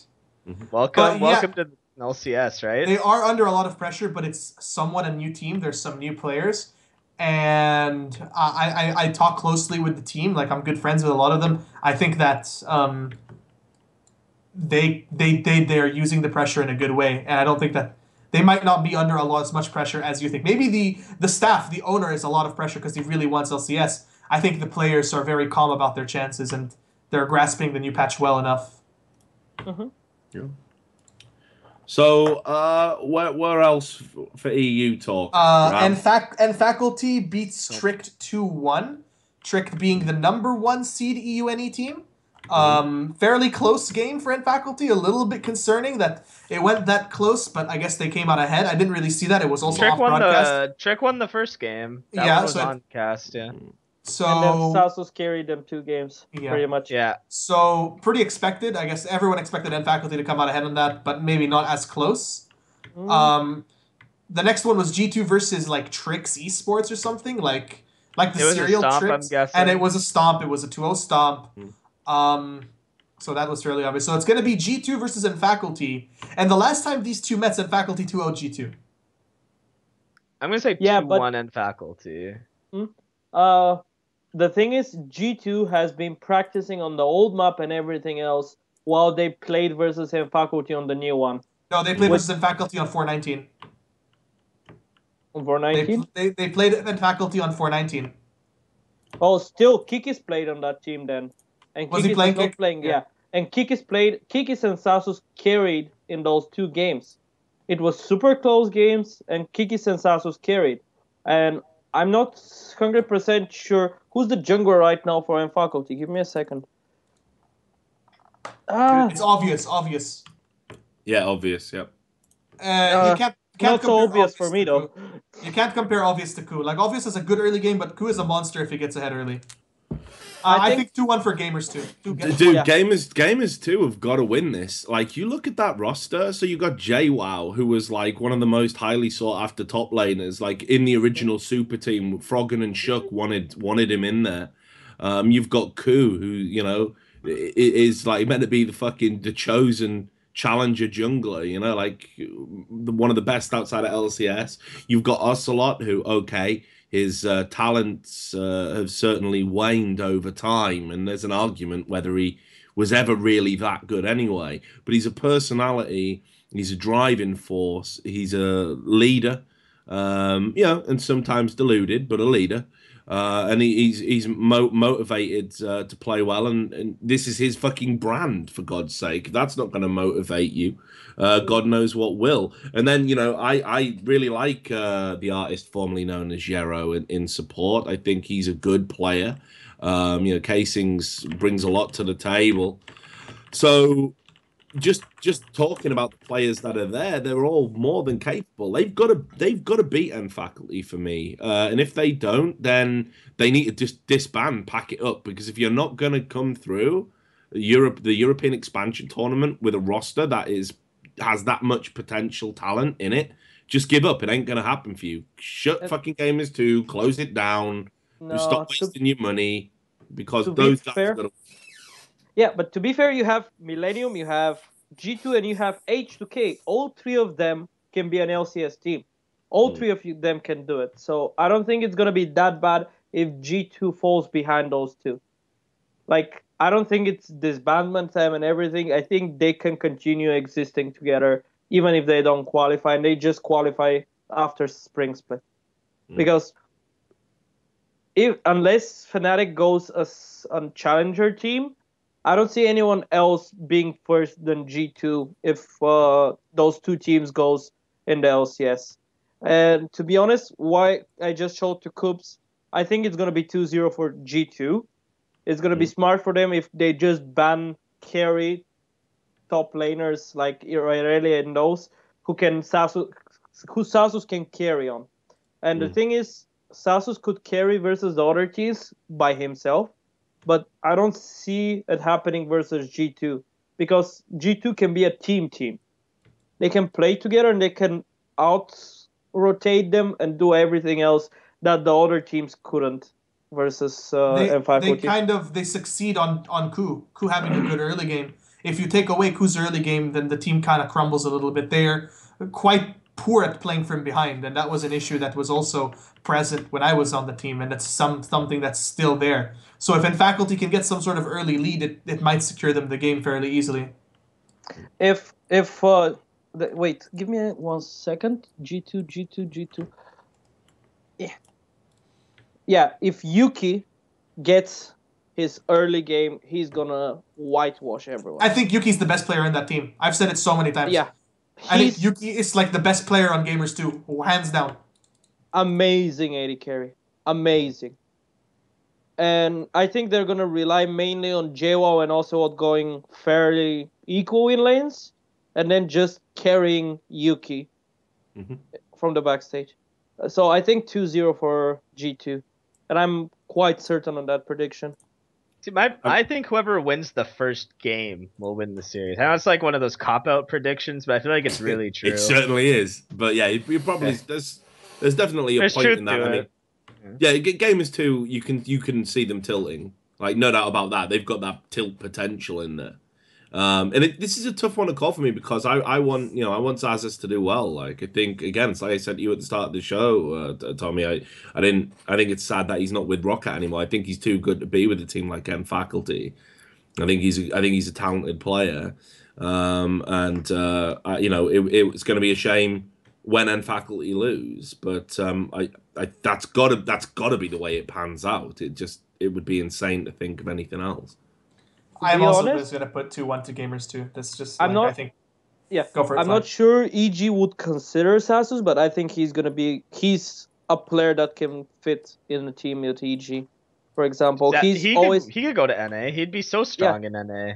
Yeah. He's one of the most consistent players that he's can solid. have on a team. Zazus is he's very solid. Like, I mean, he's like a rock. Like he's easy. He's good. He can be counted on to perform when he needs to. Like, he played Alistair for one of the first times in the playoffs, and he did, I guess, above average on it, and did well in those playoff games, which is like impressive feat regardless to play something for the first time in an important match. So maybe he might be solid on A, and I guess that maybe Faculty might not be able to use him. I think the biggest drawback of Faculty is their mid laner, Purefect. Yeah. I don't say Faculty is like Sasus is bad. I think he's really good. I just don't think he can carry all 4 people from Faculty. I just don't see it happening. Okay. I think those are all the matches, right? That's it. I was going to say, just general thoughts about, I mean, there was a talking point about ESL and how they handled the EU expansion. Man. I love not being able to watch the games, man. That was fucking great. Listen, let's have voice of reason. Let's not be a part of the Reddit circle jerk for a second, right? Clearly, there were some external issues which resulted in them not being able to stream. The problem and the mistake they made was waiting a couple hours before making any announcements and leaving people in the dark being like, what the fuck is going on? Let's say it that way. Europe has the better DDoSers. Oh. End that, right? There is no doubt about that. It's true.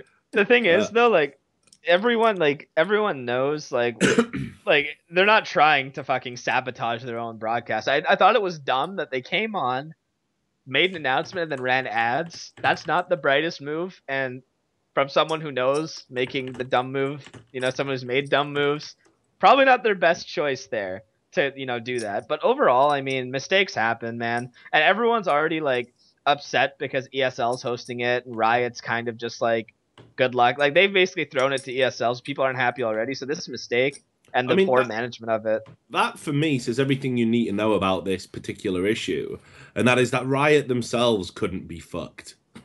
They outsourced it. Yeah. So that should suggest to anyone with half a brain. And again, I know that's giving a lot of people in the League of Legends community way too much credit, but let's just assume, okay, that you've got half a brain and you can understand that the Challenger expansion tournament comes with a very unique set of challenges. It was never going to be as slick and as polished as an LCS broadcast where the teams are in a studio and there's like only one game to worry about for you guys and everyone's in the same area and you've got fucking stage hands, whatever.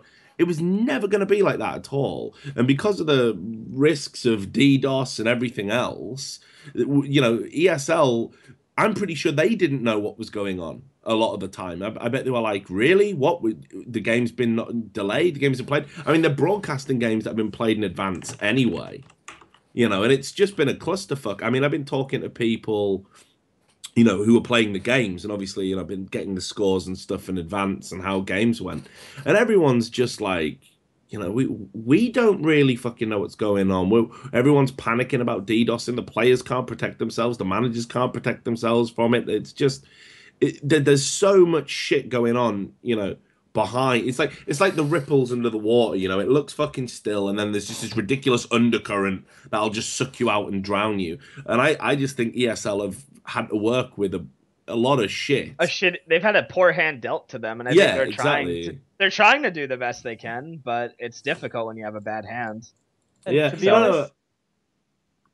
honest, saying that they can do it, they are bad, they shouldn't do it, and everything. Holy shit! Look at IEMs. Look at EMS ones. ESL awesome. is filling stadiums and making production that's close. Okay, it's not as good as the LCS one, but it's close enough.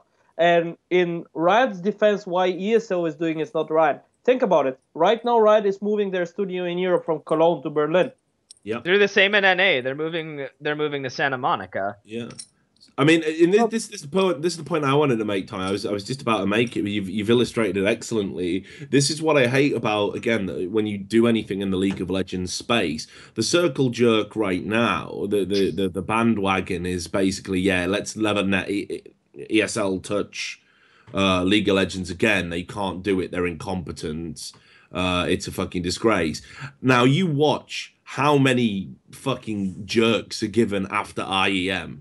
Which I guarantee you, IEM in San Jose, gonna be amazing. It's gonna be fucking amazing. Like, people are gonna be like, "Oh my god, thank fucking god that this is back," and everyone's gonna get hyped and pumped for it. And it's gonna be like mods are gonna have to delete all the fucking bell ends that want to get their thank you thread in first for that sweet karma. Oh, I just want to say thank you to IEM for running the best tournament ever. 6 million upvotes, and everyone's gonna be there like going, "Oh yes, I always knew ESL were the right men for the job." It's just like, Richard, it's selective memory. Remember what I said?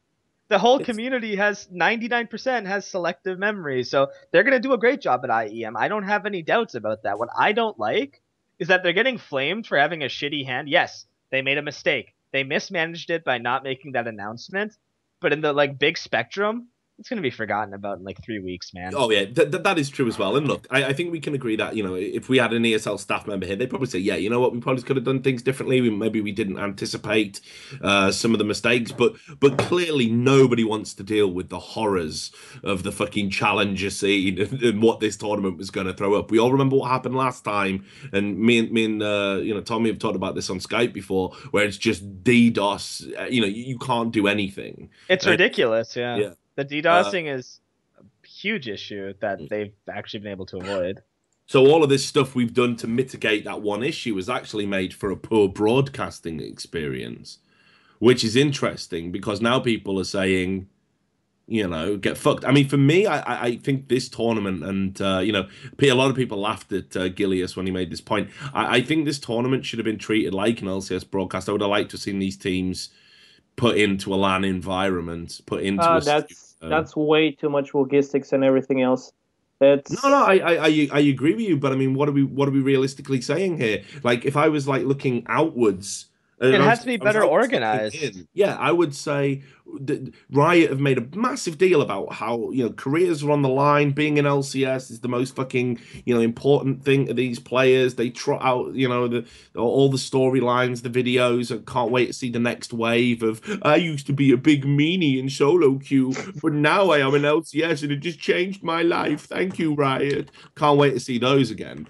But the point is, they make such a big deal about it, but the actual path to getting there, they treat like a fucking redheaded stepchild. Like, get fucked. You know what I mean? Like, it's to be honest, it takes Riot time to do it, but at the end they always manage to do it somehow. Like, just give them a little bit time. I believe in 2015 the challenger teams are gonna have way more to work with, and it's gonna be better conditions.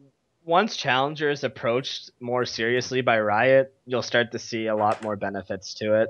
Like right now, the only thing they have going for them is they're sponsored by Coke Zero. That's literally the Challenger scene, like, and like the top 4 teams get to go to like a LAN, which you play in the team green rooms, by the way.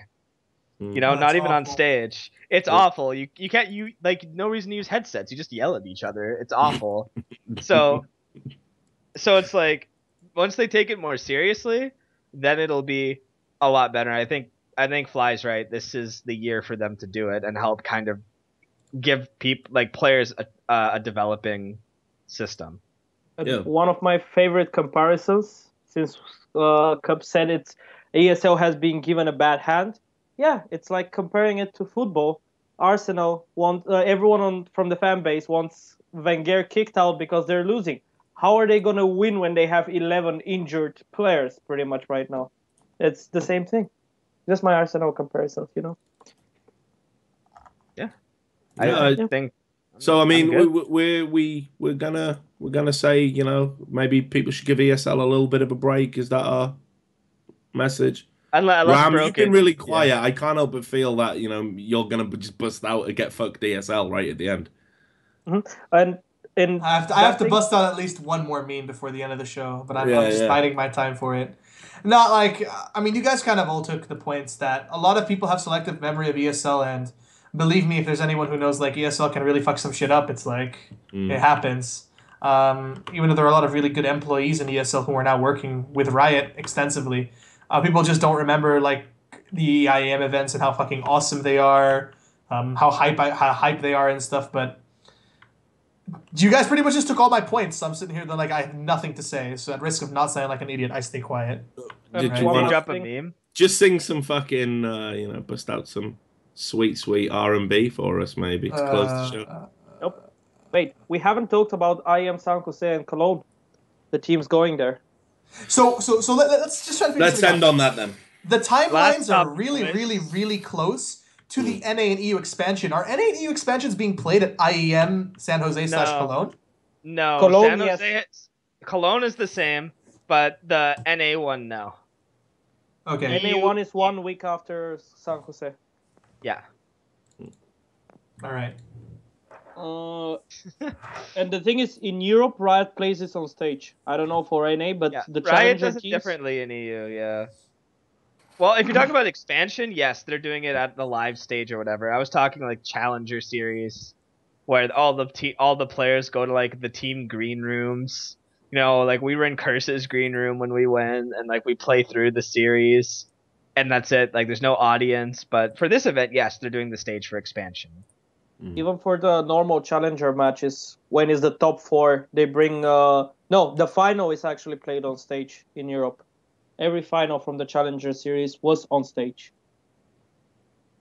I think it might have just been us then in that one instance. Who knows? So that's pretty cool. I am Cologne being the EU expansion.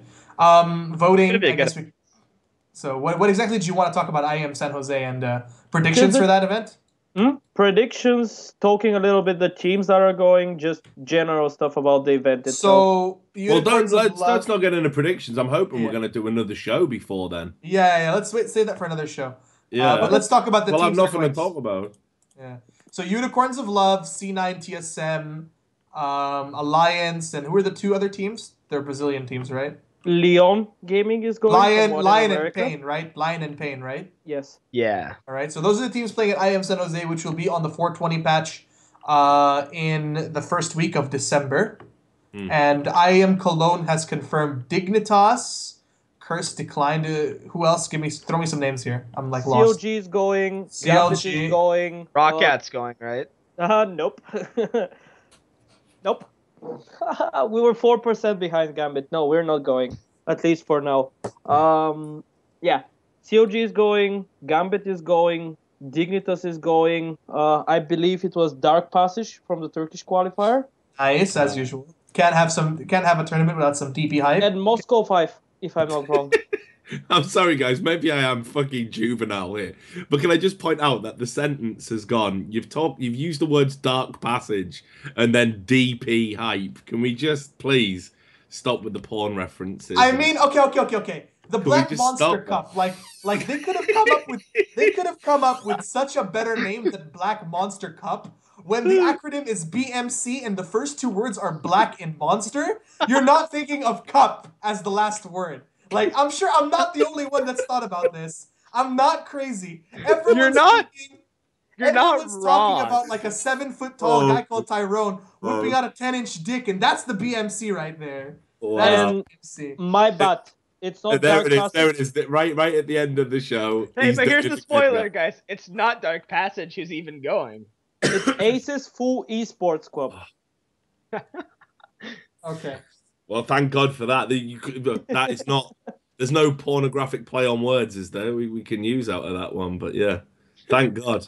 Thank God. It's Ace's esports squad. We can get back to PG-13 broadcast. Okay. I'm gonna I give think you that's guys all a we link. got. I also know as well that every time Ram puts Black Monster Cup into his browser, he has to scroll down to click on the past cup. all the YouPorn links. What can I say? It's a habit, I guess. Yeah. I'm really happy that those games are being played on the 420 patch, though.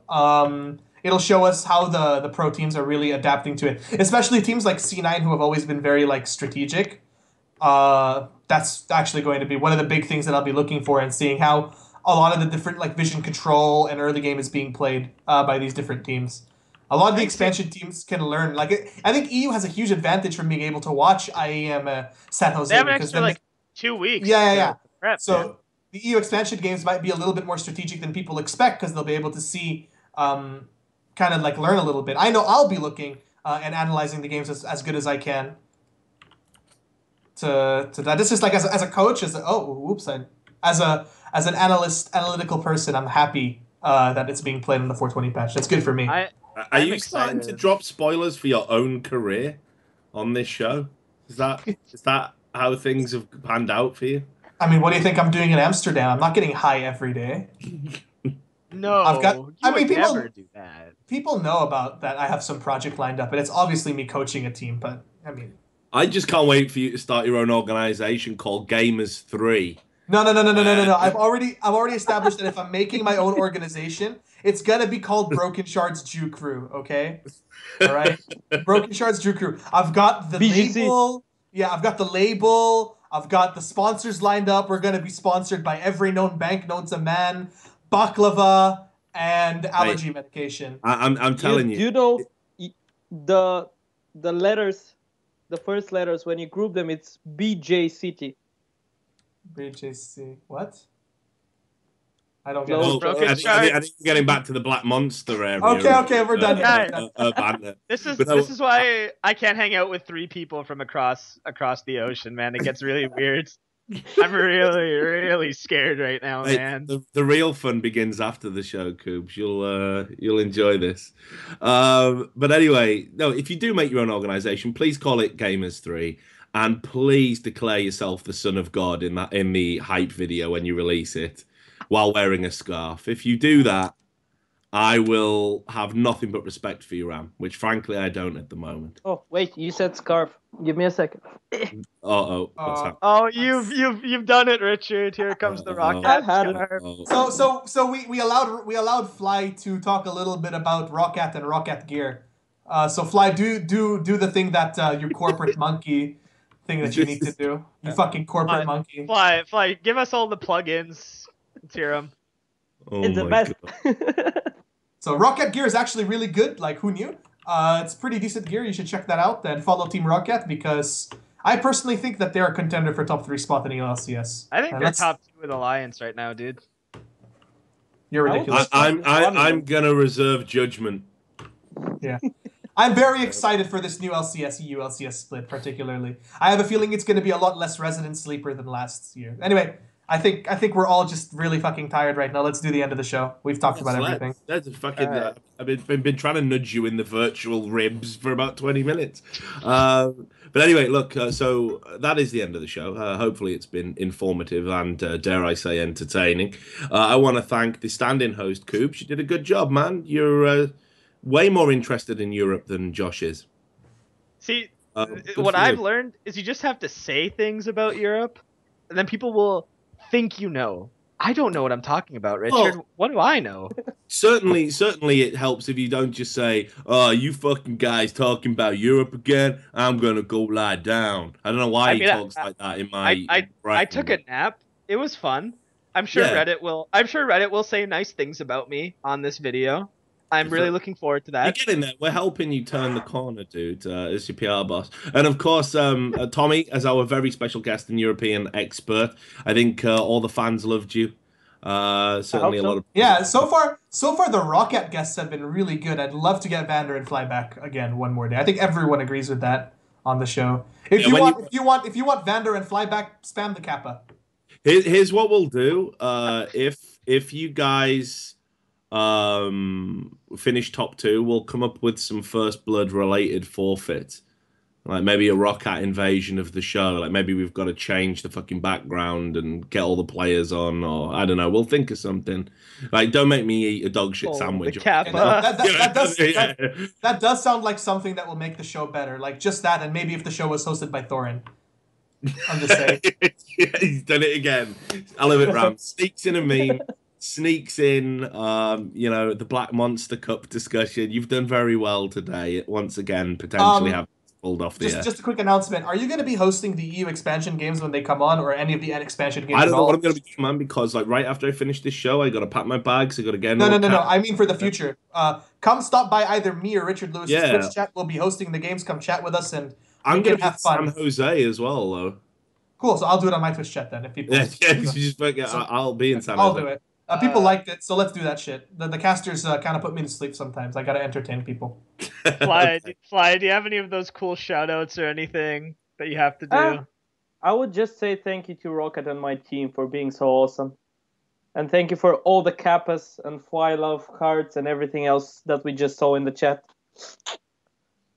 Awesome. Kubz, what about you, man? Well, I'm in the unemployment line right now, buddy. So...